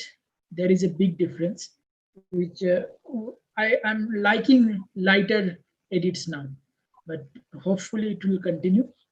So this was again processed in dark web, but this place was gloomy. It was really gloomy.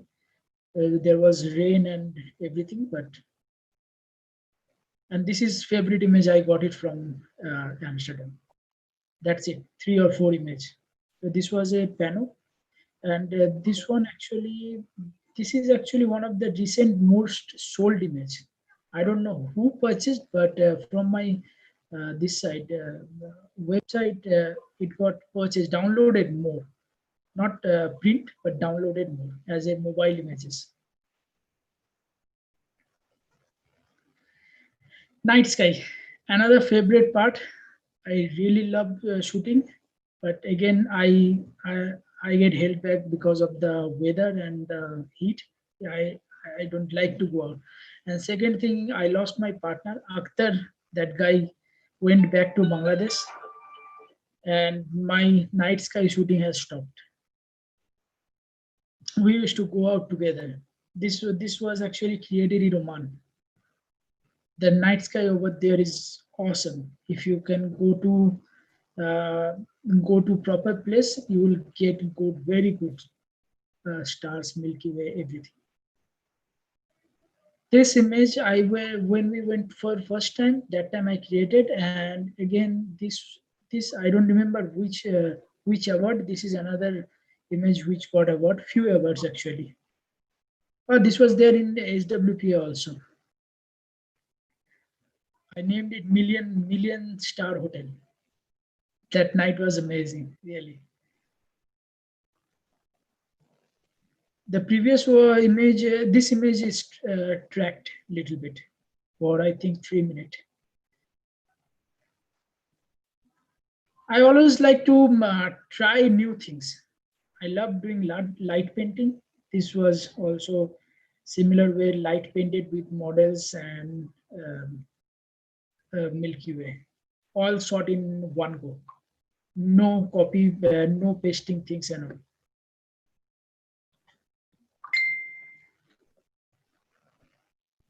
This is favorite place for my night sky. That is Jordan. Damn, I miss this place. I wanted to go back few times, but never happened. This is from which year, Petra? This is Petra. Yeah, which year? This was 2017. 2017. Actually, I was doing one review for Sony Mobile. They handed me one mobile and said, "Ki, please do a review." And I selected, by luck, I selected Jordan because that was on my list, and I never went. First time I went there, so I said, "Ki, I will go to Jordan." The review, because everybody, there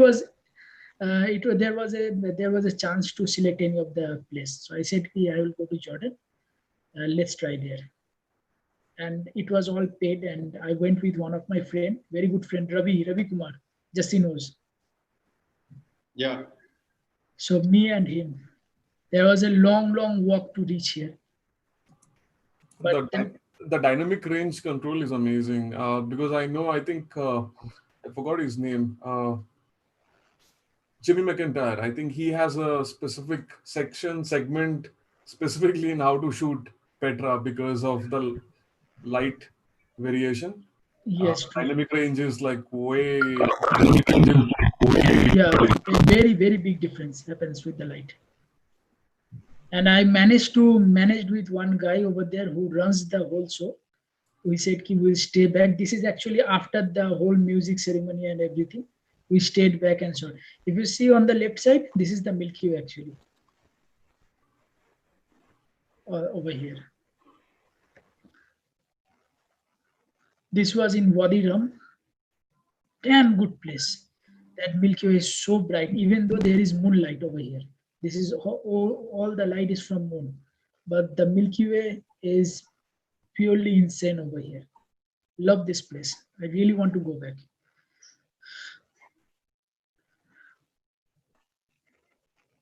Again, shooting pano even in night sky, I love doing that. It gives the model, they always complain that why you take so much time to create one shot. I always tell them I'm shooting panorama. Hold on for a few minutes. This is again pano. It gives lot of details when I shoot pano because each segment has so many pixels.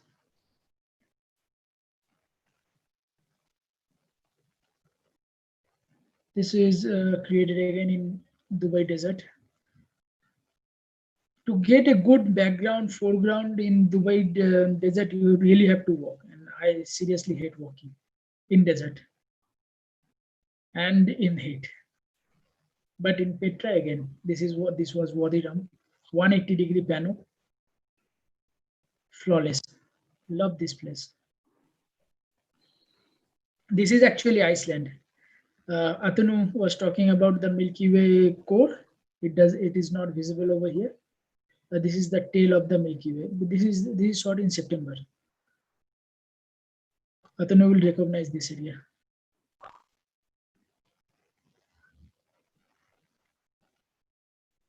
This is again more than 200-degree pano to get the whole Milky Way arch.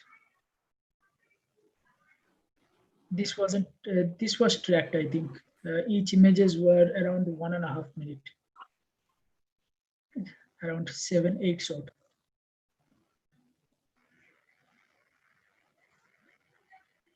Another pano from the same Wadi Rum area. The people over here, whoever loves to shoot Milky Way and all, if they can travel to Jordan, they will really love there. Even with so much of light from moon, the Milky Way was so much visible. And this was, see, this is 1, 2, 3, 4, 5, 6 shot of the pano. And then it merged.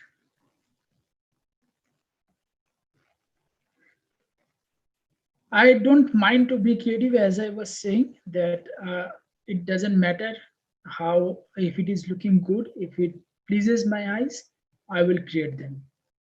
This is one of them. This was the actual shot from Iceland. And this is my edited shot. So the Milky Way, adding the Milky Way really goes there. That's why the image was calling for it. And it doesn't look like a different place, except the rotation would be different. But You have a call from galaxy. Milky Way calls you in, in places where it doesn't actually. It gives you a call. Hey, Prakash, do you want to meet me here? Yeah, some images really calls for it, That is interesting. I'm See seeing this image, I cannot create anything. There is no sky, Right. nothing except the water.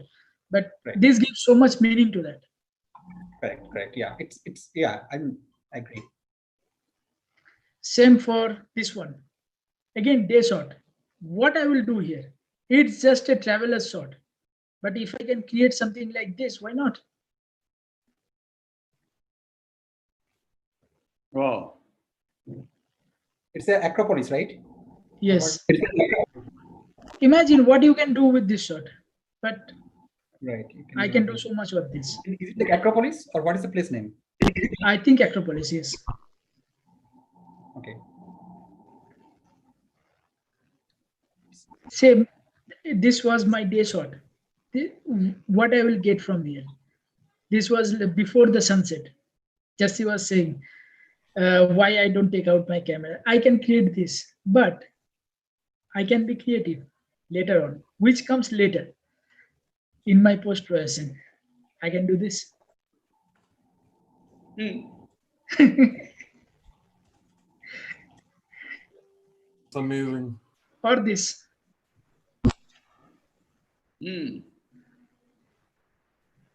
So sometimes you have to balance the whole thing with post-processing also.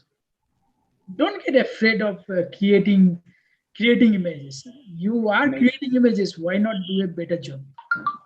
Open up your Photoshop and do it. Why stopping? Who do you prefer this image? A lot of people say out of the camera image. Do you prefer this image only? Just little bit of editing. This was my last edit actually. There's a few more from Xtra. Fine art, which I used to do. I stopped doing black and white fine art. Now I do more of color fine art. This was one of the series which I got a big hit, and this was selected in black and white awards also, and I sold many of them. But I don't know why I stopped doing black and white. Seriously. Even I don't know. Seriously. Personally, if you ask me, I liked these images much more than your other images. Let me be honest. I'm being upfront and candid. Just my personal choice. This is amazing. This is a This is fantastic. It's a different thing This altogether. is what you call fine art, right? This is what you call fine art. Totally. I love all of them. But this is really something unique. I have never seen from anybody. This is like Actually, really, you know what? Maybe I stopped because people started to copy. Even till the name, my series name was Alone. People even copied that name. Sorry, just not bitching about it, but I will come back to it. But this went through WTA, right, Prakash? Yes. The whole series. Even it was there in HIPAA. It's a big feat, like getting into WTA finals. That's a big feat. Wait, not finalist, na? So many places I got in semi-final, even at the last round. I really don't understand. Why not? Like you're like New Zealand cricket. Maybe someday. You'll have to take me to this tree, okay? Oh, but it is there everywhere in Dubai. Come to Dubai desert, you will find it. इसे घर के बाजू में होगा. But finding a single tree nicely, you need to walk a little bit. This was one of the places I walked. Some when you walk, my few friends, they go into desert walking, and they really get some good trees, good composition. It is there. Just have to walk, which I don't do. This was actually purchased for a year by Sony Mobile USA. I was not about means it was a in contract that you're not supposed to sell it for next 2 years, and I still cannot sell it. Beautiful. Yeah. Incredible, just incredible. Architecture black and white.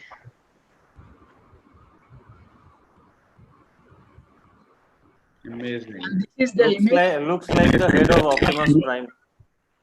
Actually, And kind these of. shots give me serious like infinity complex, man. These are like just different world, man. I mean, seriously. It so reminds me of Juan Pablo, this work.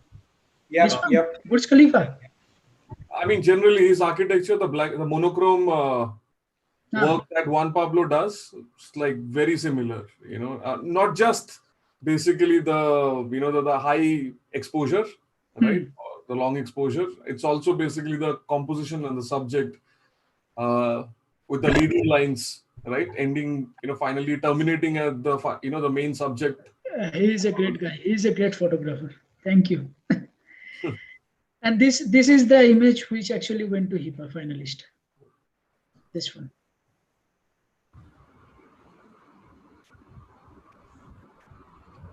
Fine art in landscape, but not totally black and white. I really love playing with these colors, monochromatic colors, single colors. Beautiful. I wanted to create something, afterward kind of a look, and that those people after long exposure gave me that sense, going towards the light. Every image I name every image with some kind of specific names. This was named Into the Light. Those are like dead people walking towards the light. Really love those halo look over here. So this was my lighter version of fine art. I think one of the first I did, which is so bright. And everybody loved it. Seriously, don't like Sun it. really rose from the west that day. Huh? That sun really shone from the west that day. I mean, that's why it is so bright. It is. I It's had to wear definitely- my sunglasses. But I remember this image, Prakash, and I told you, I love the image, but I love the yellow tinge here and the purple tinge here. So why did you tell us about that? Well, I like the glow. That's why I kept it. I really didn't want it to convert it into totally black and white. So I wanted to add some color. So it doesn't become that kind of monochrome. So I kept that colors intentionally. Didn't really wanted to do a full black and white.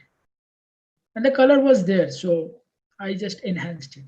Little bit enhancing, not much. Okay, uh, my love of aerial photography starts over here. Seriously, seeing something from top. I have done cityscape, but flying drone, seeing things from top is really, really different angle. All of the images have been named as a bird's eye view because those are what bird sees, and really love those angles. I never seen Dubai in this kind of way, or even my Iceland and Faroe images. This was a panel. Even in drone, I do panel. So this was like 4 images, panel from top to bottom to create a vertical image. It was a big pain to merge because drone never stays straight on one place. It always moves. Especially this wheel had a problem merging, but finally managed. This is in Iceland.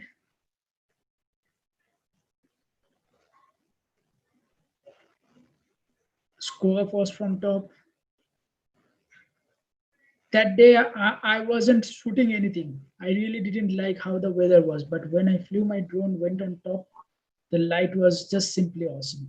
I created a time lapse also. I do time lapse, lot of time lapse in every places, and you guys ask me what I am shooting constantly.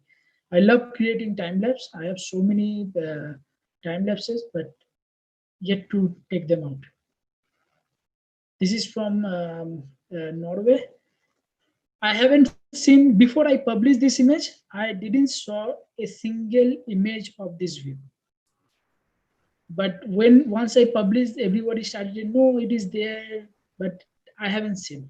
So I believe I was one of the first.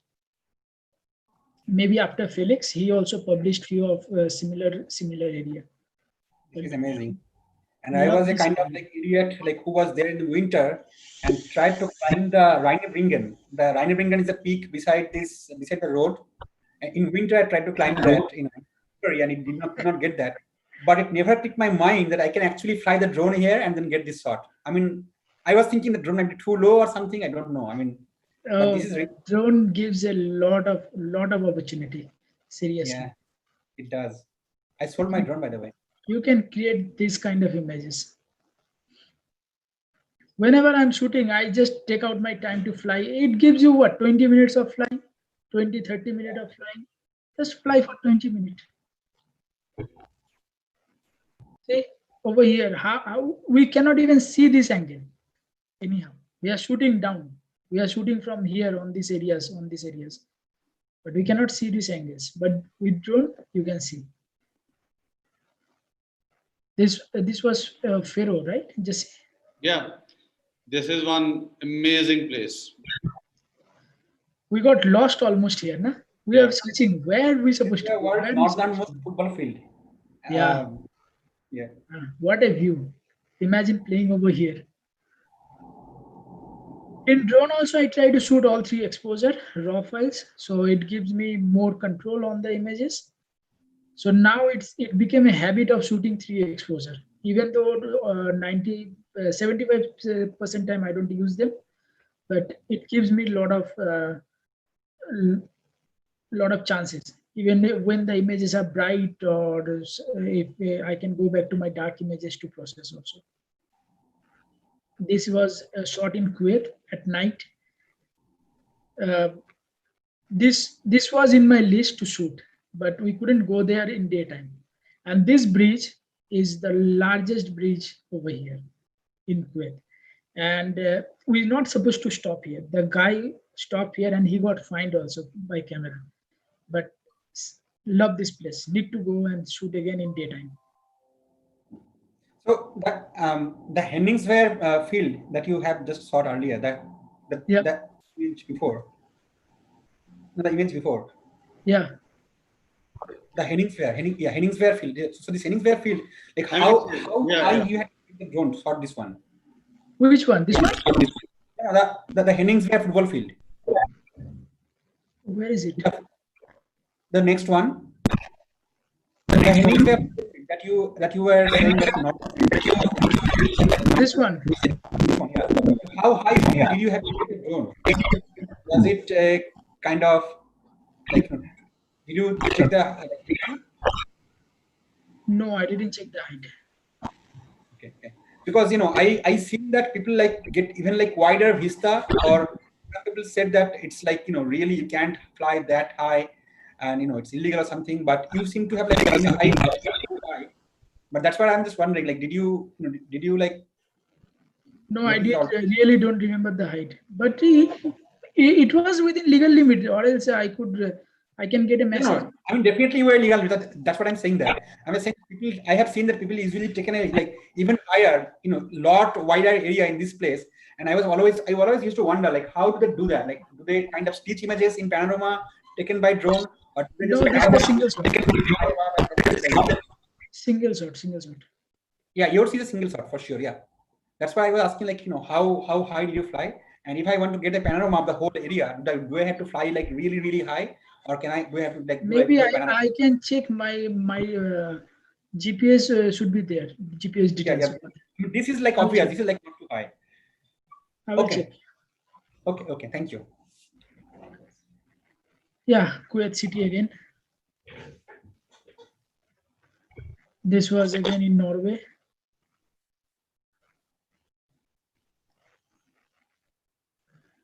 So yeah, this is the last image basically. So thank you guys for sticking by. I'll stop sharing, Jesse. Wonderful, Prakash. A big thank you to Thank you. you, Prakash. Great job. Thank you. Amazing. 1 hour done. 2 hours, 2 hours done. but not bored. But it Sure, shows 100%. it shows your versatility within landscapes as well. So I didn't show the fashion. Huh? I kept it separate. yeah, Dusra session. Dusra session. I shoot interior architecture for my professional, side of photography. So that's my other side, which gives me money basically. Landscape really does not give money that way, but my interior architecture shoots for my private clients that gives me money on photography. So, what lens do you use for your interior architecture? 1635. That's my 1635. favorite lens. Is It it 2.8 or f4? 2.8. The distortion is less. I cannot go less than that. The distortion will be horrible. Yuan Papo spoke very highly about the Laowa lens, which has a zero distortion. Have you tried that? No, I haven't. Maybe. That is It's a that is manual, yeah. It's a completely using fully it manual. for his the dome shots, all the Okay. churches and the roof shots, and primarily because there is no distortion. Have to try. Heard of it. Never tried. Another thing have to be Sony mount. I have it, so yeah, it has the Sony mount, right? So Okay. Juan Pablo is a Sony guy, right? So Oh yeah. True. We'll try. Storm, it's the F4 one. I use the F4 to a 5.6 one. I think one also uses the same one. I think he uses 12, 18. I use 10, 18. I have 12 mm from Sigma that I use only for Astro sometimes because that is 1.4 or 1.8. I think. You're talking about Sigma Art lens. Sigma Art, yes. That is a very expensive lens. It's a very good lens and heavy.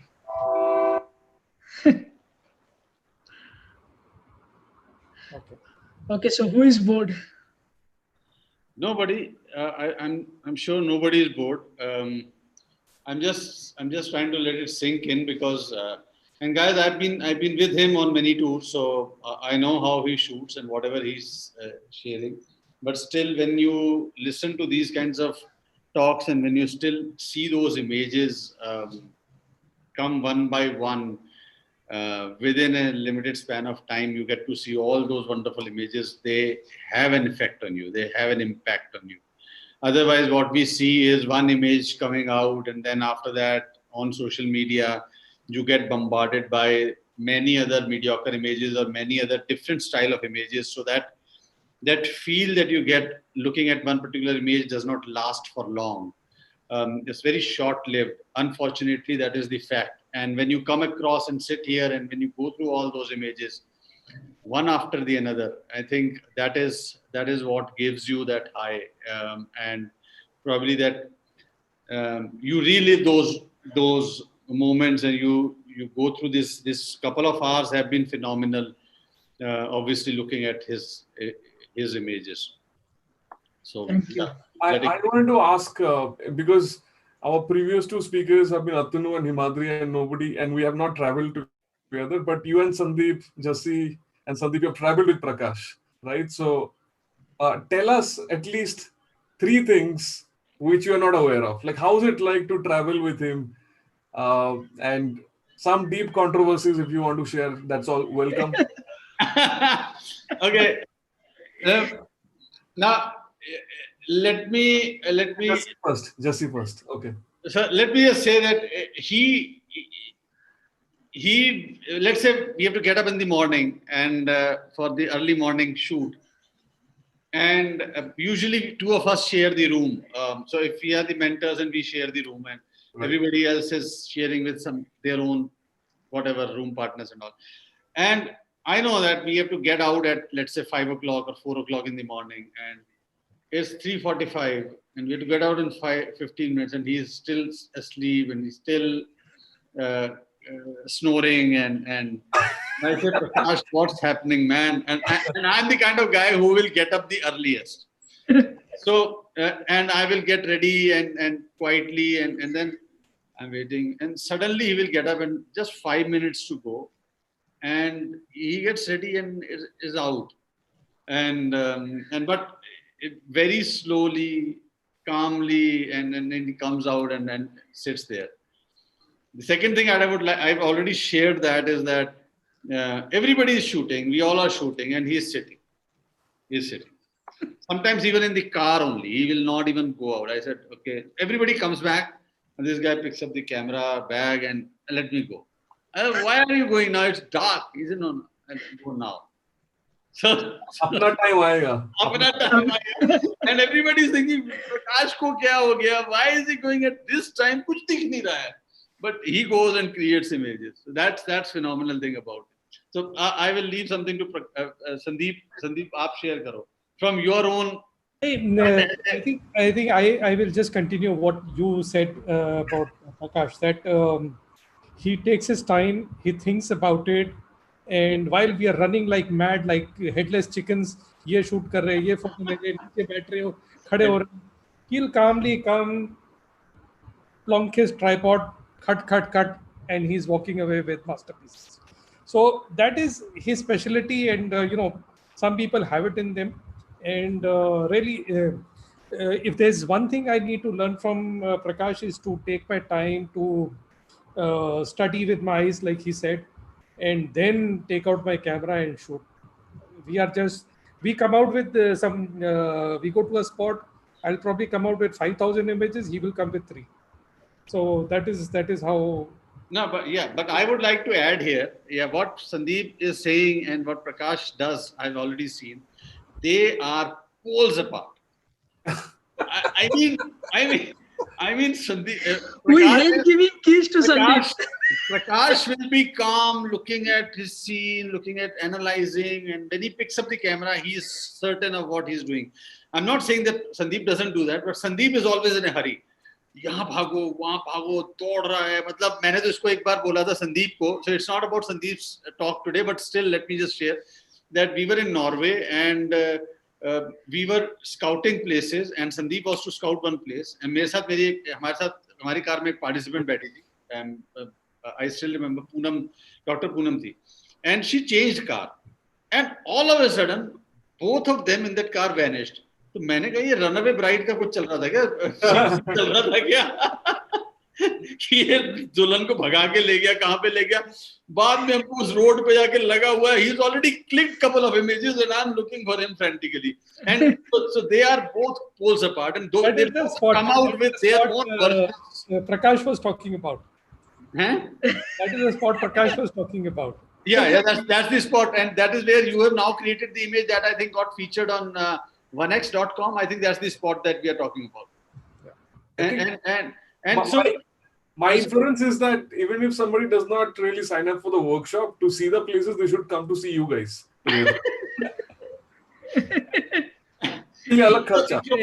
I share another story. मैं BTS बनाऊंगा. When it's really cold. Really cold. And for example, we were shooting Aurora at 12 o'clock at night. And it was -20. We had Aurora को बोलोगे तो aunty को नाराज हो जाएगी. Arjun Kapoor. Let's call it Northern Lights. So we were shooting Northern Lights and we had icicles on our cameras and our tripods. Yeah. It was that cold. So Prakash knows that I will always have my hip flask with me. So slowly I see that Prakash is sliding off and coming towards me. निकाल यार बोतल का है. Brandy, yeah. Like what do you keep that? What do you keep? Brandy. Yeah, cognac. I ठीक है अंग्रेजों वाला brandy है. Yeah, so I will always have cognac in my hip flask. So slowly I see the Prakash is sliding towards me. Oh my Like, God.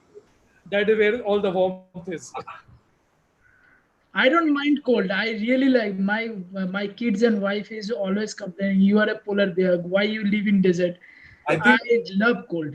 it's the insulation, brother. It's the insulation you carry. Oh, अच्छा, Yeah, अच्छा, सही है, yeah, सही है. and yes. What he's saying is right. I am wearing 7 layers. 7 layers, man. And this guy comes out in a in a shirt and top 2 buttons open, and he just walks out. Nice weather. Shahrukh Khan के बाद यही पैदा हुआ Iceland में. God. So Awesome, awesome. I have some questions. Yeah. A bit of controversial questions. So जाग गया तनु.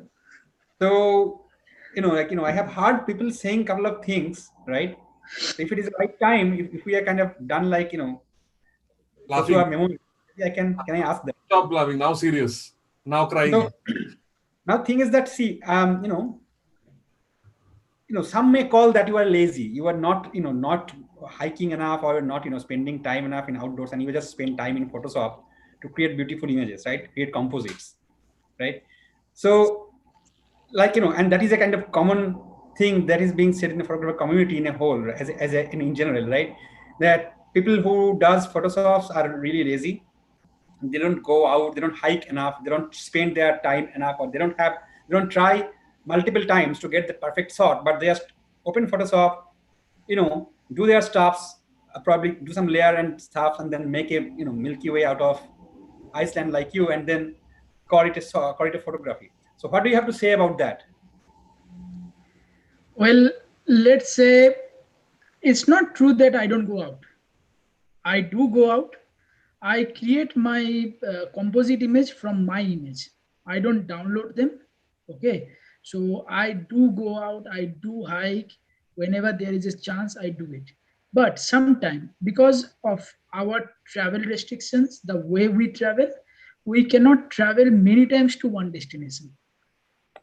Okay, so let's say Iceland. I am going to Iceland. I have a fixed date, let's say 11 days. I have to cover this many spaces, and I will go to one place maybe one or twice. But even after going once or twice or thrice, if I don't get something which I want to create over there, why I should restrict myself to not creating that in Photoshop? I did went there. Okay, I tried to create my images, but I was unable because of the weather, because of whatever reason, whatever. But I will not restrict myself for creating one image which can be there. Okay, and I never say that I get the image from there. I always mention that it's a fine art image. Fine art image means it's been composited, it's been merged, it's been whatever. So it is not like I am downloading images from Google or Flickr or wherever, GKT or anything, and creating them right on the Photoshop. I create images, each single image is mine. Or sometimes my friends like you guys, they pass on the image, I do create composite. That's a different thing. I cannot go to US right now, but I saw a good image. Atanu gave me that image, I would like to create one. But when I will go over there, I would like to create it over there. So I don't feel or shy away from compositing images. Photography is an art. Guitar is an art. Painting is an art. It doesn't matter how you play the guitar, how the shape of the guitar is, or how you paint. You are using oil paint or you are using water paint. Now so many mixed media paint happens. So people does question over there how the art is created. So why you want photography? You have to question that. Agreed. I think beautifully said, Prakash. Thank you. Prakash, what angers you the most related to photography or post-processing? Post-processing doesn't anger me. Post-processing is my zen place where I create. No, I meant what is that thing related to post-processing, not your style of post-processing, but related to, it could be related to post-processing, it could be related to photography, or it could be related to travel in general as well. What makes you angry? Few things makes me angry, like Jassi knows very well. when we are in Iceland and people just run everywhere like headless chicken, especially those tourists. They don't care about who Sandeep is ji, there आपको in बोल रहा front. है. I know. No, not like that. We faced in Faro. We faced in Faro. Those guys were not shooting. They were holding a single place for half an hour, and they're not even shooting. We constantly asked them, "Can we do some shoot?" And we lost the light because of that. People like those kind of photographer or tourist who creates problem. You Yeah, know? I agree. It's a common hatred. It's a common hatred for that type of people. And I agree. And Totally on the same I don't know. I don't know. Prakash remembers this or not, but this happened when we were together. That we were in. Um, we were in Iceland and on Kirkjufell, and there was a very popular spot from where you can create an image. That angle is a wonderful angle, and this guy is just standing there, put up his tripod, put up the camera, and camera is switched off. And standing there, holding on to the spot for 15-20 minutes, and I'm looking at him. I said, either you allow somebody else to come in and take the image and then go off, and then you can take the place again. Exactly. And that guy doesn't budge. For 1 hour, he's standing there, doesn't allow anyone to come there. He's not himself shooting. He's not doing anything, not even shooting. And then when the light goes off, it all goes bad. Then he just packs up everything and goes. So he's not even clicking. He was out there to just ruin the party of everybody. And these guys are there. So I think, Yeah, this is in while shooting. Second thing happens. See, I know not everybody knows how to do Photoshop, how to do composite, how to do. Everybody learns. I have done my mistakes, my share of mistakes. I have learned from mistakes. But when somebody is pointing out that there is a mistake, you need to take that into your. It's not about ego. Okay, you need to learn from that. And when people doesn't want to learn from that, nowadays it's everybody is about follower. Who have how many followers? They are getting wow, yes, very good, and they believe on that. But the maturity comes when you learn from your mistakes. I still do a lot of mistakes. I show my images to my few friends, to you guys. I have few other friends whom I show the image. If they are a small, because when you see one image constantly, I don't edit one image in one day. Seriously, I take my time. Sometimes it goes for a week. I come back to images. But even after that, there are mistakes. I show them. When they point out, I apply those changes. Then only I take it out. Sometimes I feel that no, I cannot do more than edit. I take out, and I know there is a mistake. But I know, and I will. If somebody points out, I will accept that. But there are people who doesn't want to accept. They think they knows everything. Nobody knows everything. Everybody is learning, and people need to understand that. Even big photographers, they are also learning. There are so many mistakes every day happening, but the main thing, they learn from the mistakes. If you don't learn from your mistakes, you will never grow. You are stuck over there. Yeah, there's few things, not much, not many things here. On the same page. Yes. Yeah. And spoiling places, man, I hate that when people spoil places. yeah, I think that's the sad part. That's the sad part. And when you see responsible people doing that, it really hurts. You get to see photographers doing it. It hurts. True. Prakash, how come you don't have any shots from India? Like nothing at all. Bad question. Damn. I do have some shots. Actually, I went only few times. One for Kabini Bandhavgarh for wildlife, and one time for Holi. Jassi knows that I was with him. Holi, but our luck was bad. That time there was a lot of pollution in Delhi. I wanted to shoot Taj Mahal. There was a construction going on. I still have those images. I was watching it, I think, last week. My website never showed me this image. I don't know what to show. I never got the image I wanted to. There was pollution. There was a lot of pollution, and there was construction going on. We went there, we shot, but Holi images. Now is a good time to come to India. You won't see any crowd. Hope so, if I can travel. But I really want to come to India and Ladakh. Ladakh is my top list. Last year I told Jesse that I want to do Ladakh. So Yeah. Ladakh, now I am so influenced by Himadri's photograph, I have to be there. Yeah. I think Ladakh, Nubra is one place where I think somebody like you would love it. Haven't seen good images from there, seriously. That place has so much potential. See, means you can create so much images. Night images. I'm not talking about normal images, especially night images. Also, the kind of images that you would create in Northeast, like I can only imagine, and I'm waiting for that. You're coming next year, don't worry. In the bag. Awesome. So Prakash, what do you prefer shooting? Milky Way or Northern Lights? Both. Well, one. You have to pick one. Can't decide. See, if I am, let's say I am in Iceland on March, April, May, June, when the Milky Way time is, okay, I will shoot Milky Way and the Northern Light if I see. Seriously, I will run behind Northern Light also. I'll run behind Milky Way also. No, you can't run behind Milky Way. The only difference between Milky Way and Northern Light is that Milky Way is there and Northern Light Is you can moving run around. Behind Milky Way means run away from the cloud. So, what is your preferred way of shooting the Milky Way? Stacking or tracking? I'll do less tracking because it's a headache. Seriously, I do have a tracker, the small one. I think Vixen or something, the small portable one. But it really a headache. So I prefer doing my stacking.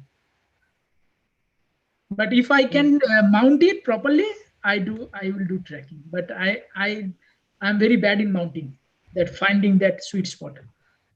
So you're taking only Milky Way images, or are you also taking flat frames and dark frames? And I do dark frames also. Shoot? I do dark frames. Shoot? 4 to 5 images plus dark frames. But not always it is possible. Like when I'm doing in Panorama, it's really hard to do that. So I prefer doing single shots. Yeah.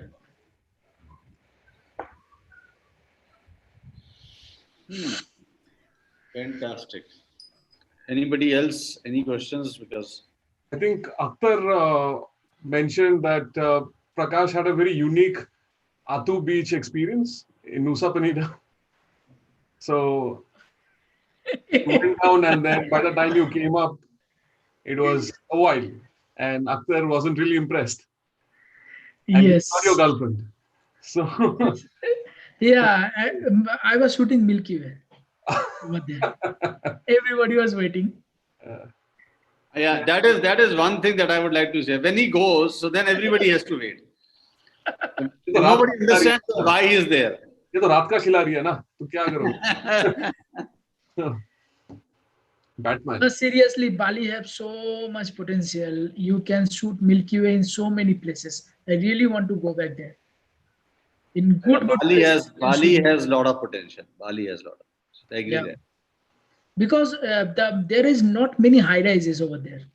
So in Nusa Penida, then all those areas, you can shoot Milky Way like crazy. And there's so many composition, my God.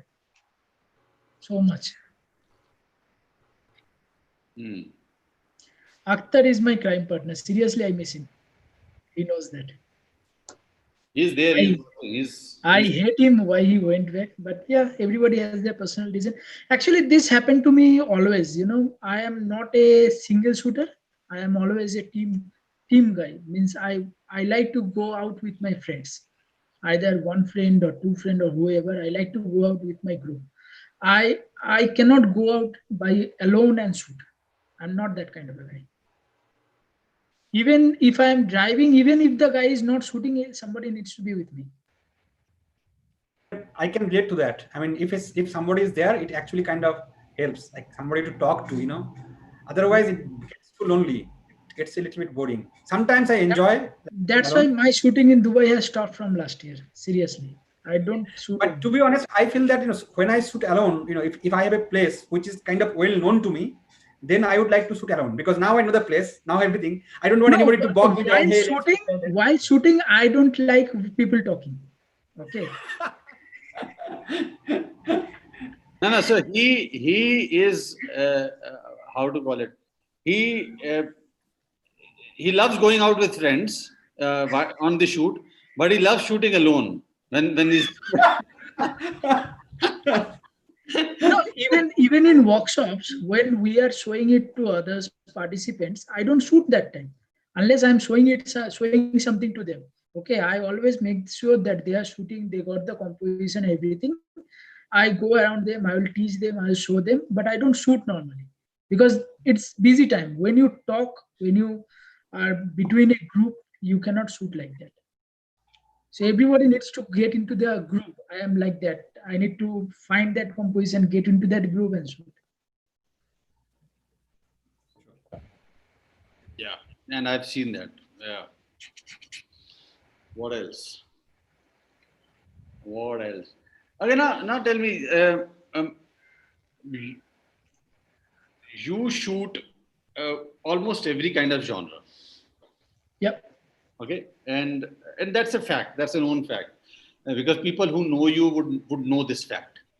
Probably not the people who follow you on social media, because that is where you probably dominate with your landscape images.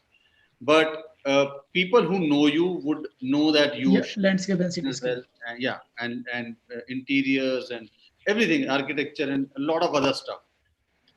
But when you decided to start a group, kind of social media group on Facebook, why did you name it as Landscapers? Don't you think that it would have been better that you name it as something neutral? And that would, because when you're trying to get into the business aspect of it as well, because you are looking for participants to come join you on your tours, don't you think by doing that you would be catering to the wider audience who would get to see your versatility, and you also get to show your versatility to them and probably attract more people who will be willing to join you on your tours? No, basically, we were a landscape shooter when we opened that group. Okay. We didn't name it like UAE Cityscape Shooter or anything like that. We were a purely landscape shooter. Cityscape came as a side subject. Okay, we were always a landscape guy. We traveled to Oman, Abu Dhabi, and every place. We were shooting landscape. I never showed you over here. There are a lot of images. My Facebook and everything is filled with that. But we were shooting landscape in Dubai, and it named after that, UAE Landscape. And our main intention was to bring bring opportunity to those landscape guys. It wasn't meant for only landscaper, but everybody else. We did a lot of photo works related to other genres also, even workshop and everything. But it was more to landscape guys who never get that recognition. We published them, we did exhibitions, we tried to help everybody. That was the main intention. Because fashion is easy to get fed. If you shoot good fashion images, the rarity is not that much. You can get the name easily by doing fashion. Same for wedding. If you are shooting wedding good images, you will get the fame. But landscape guys, it is very hard because there are so many landscape photographers and so many landscape images that it's an issue to get published somewhere. It's an issue to get recognition. So we tried to do that, and we were successful till we stopped doing it, like 1.5 years back, when Akhter left, and it is not possible for me to run it alone. But you have certain friends who also run their separate groups now, catering to street photographers and others as well. So probably photography, I believe that it's not easy. I know it's not easy, but still it's worth giving it a chance, that joining hands and maybe catering to multiple genres together.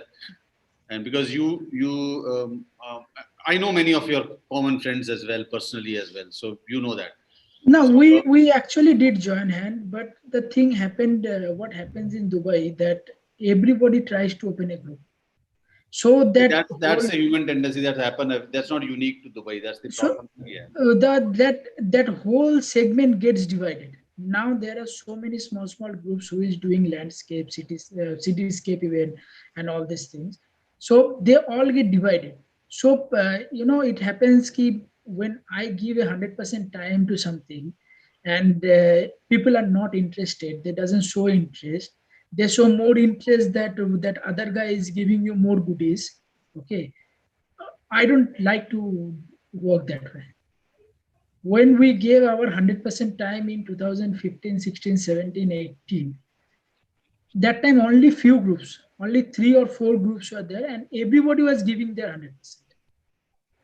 But as soon it got divided, it is like those matchstick, when you are all in a bunch, your strength is more, but now it is all opened up. And I don't have that kind of interest now. And seriously, doing it alone is really impossible. I think it's a plague that is happening everywhere. And it started basically when the social media Instagram thing happened. Influencer. Anyway, I think I have one suddenly question come up in my mind that we've been doing these extra Bytes sessions, and we've been getting photographers, landscape photographers, and other genres also on our channel. There's one learning or one observation that I have, and correct me if I'm wrong, and I'm asking pertaining to your style of photography as well. So that is also linked.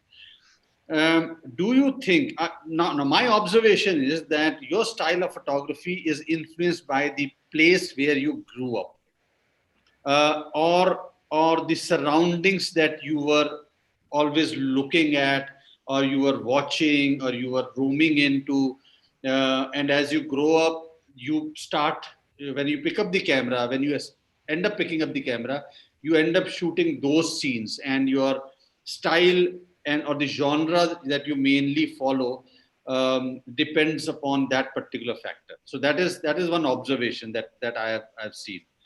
Now, first of all, your opinion on that. And the second part to this question is that we all know, and as you also mentioned, that today almost everybody is trying to, and not only trying to, they are creating images. Even if we leave aside a mass crowd of people who are dabbling with photography, still do not know where to go and how to get into good with composition, even when we remove that, we still have a sizable number of wonderful photographers trying to create such amazing images.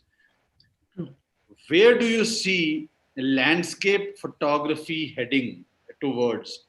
And how do we still continue to stay relevant? Not we in the sense you and me, as an individual, it could be anybody watching this video, or anybody out there trying to find trying to stay relevant in this crowd.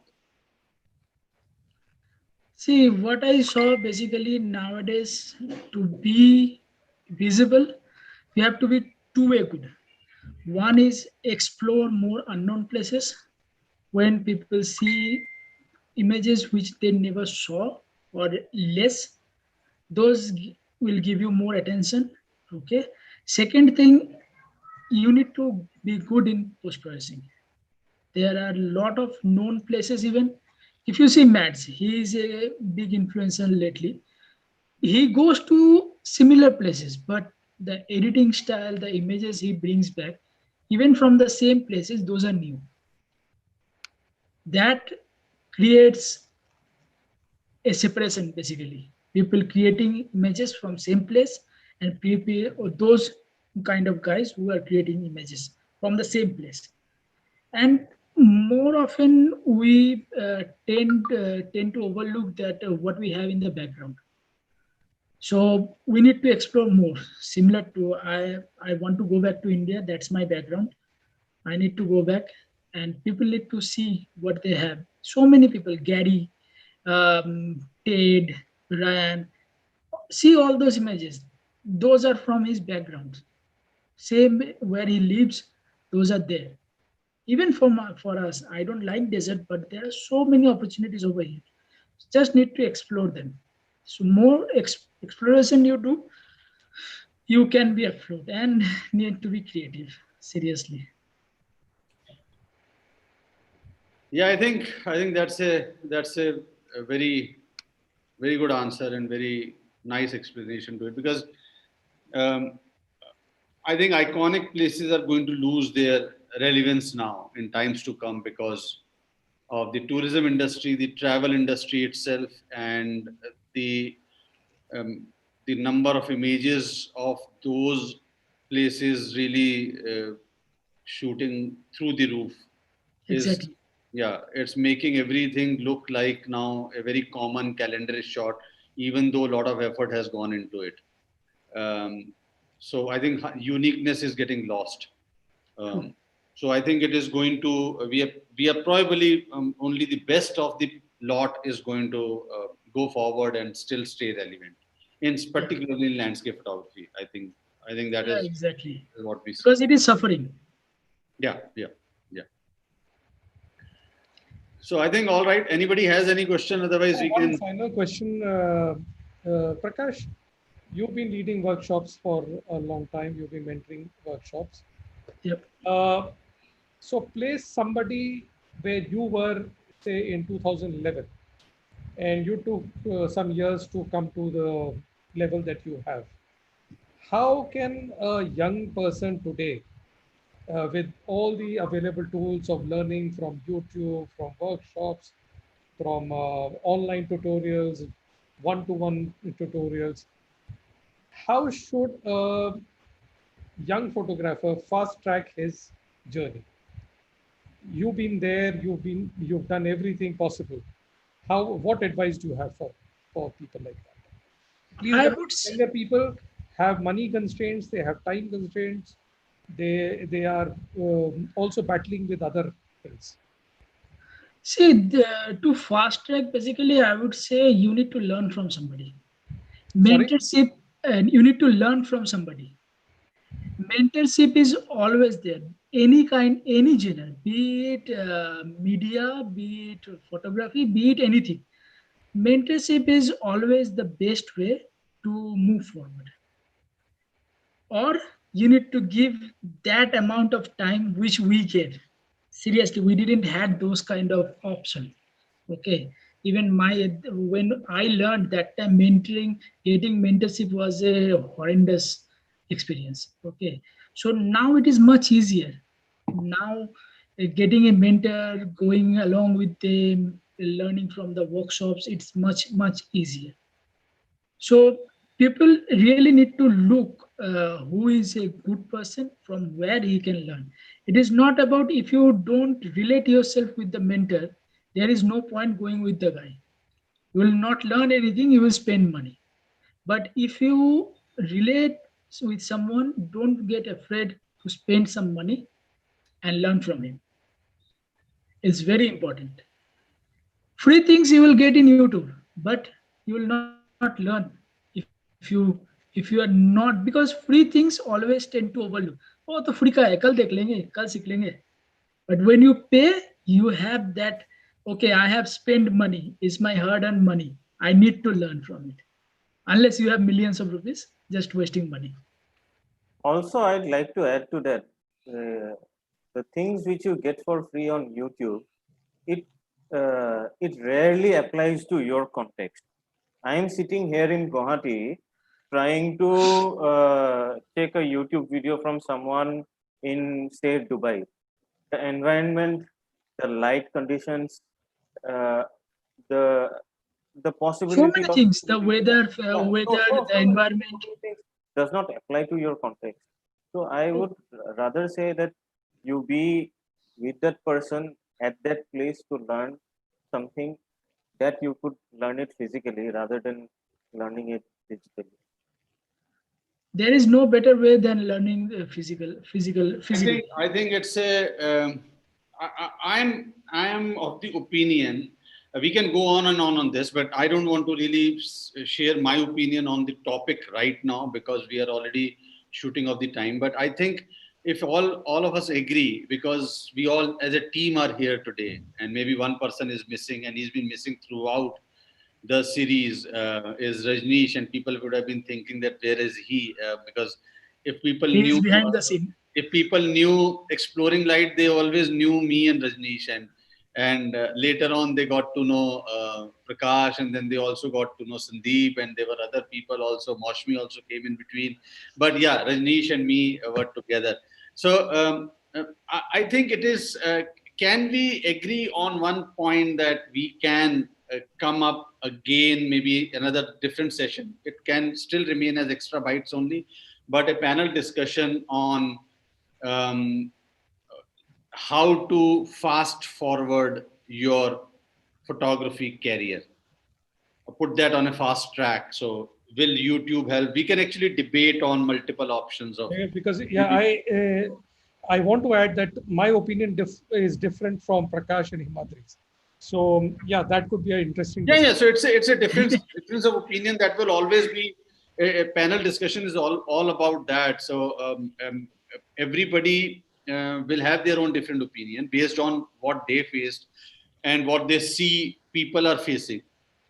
Because at our level now, we also see what others are doing and what challenges are they facing. So we can always discuss and debate on that. So we can restrict the session maybe to an hour, but we can have a healthy discussion going there.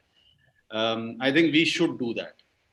Yeah, we should do. And I seriously, another thing which bugs me very much, which is like people don't know and teaching. It really bugs me. That will remain. That will remain. I have gotten beyond that now, because even forget photography. You talk about schools, you talk about everything. You have mediocre, you have one of the worst, you have best in the class. They will always exist, and I think that's the challenge that that pushes us to even get better. And I think that's nothing wrong in it anyway. I think it's a free world. But yes, we can come, and I think let's stop digressing now further. We can have this discussion later on. So Som, you're getting angry by.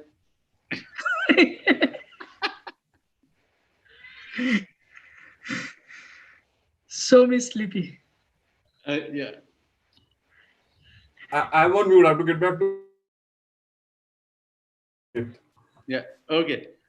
So I think it was a fantastic session, and thank you guys for staying there, for making it interesting, asking and commenting whatever. So Akhter has been there, and Sarita has always been a supporter of Exploring Light. Yeah, she is always there. Senthil also, I think Senthil has been there as well. Senthil has been there, and Doctor has been there. He's also been there. Chetan Dodwad has been there. And then I see a few more names who have been there, like Som Roy is there, and then Atanu is also there. Himadri is also okay. You guys are here only. Okay, guys. Okay, guys. It was a fantastic session, and we are already looking forward to the next session. So thank you. Yeah. I was a little bit. And one selfie. Yeah. Who's next, sir? Who's next? Next we will check, because Rajneesh is. So let us first thumbs up. Yeah. All right. So Rajneesh has a throat problem, so we don't know whether he'll be able to speak, because I spoke to him today and he was not able to speak for 5 minutes at a stretch. So a couple of hours are going to be a challenge. So I don't know. So we will still check with him, but otherwise we'll decide. Sandeep, it has to be Sandeep. Yes. हाँ SA आ रहा है ना SO बाद में आएगा. Correct. All right, guys. I think. Okay. Bye bye. Okay. Good night, everyone. Stay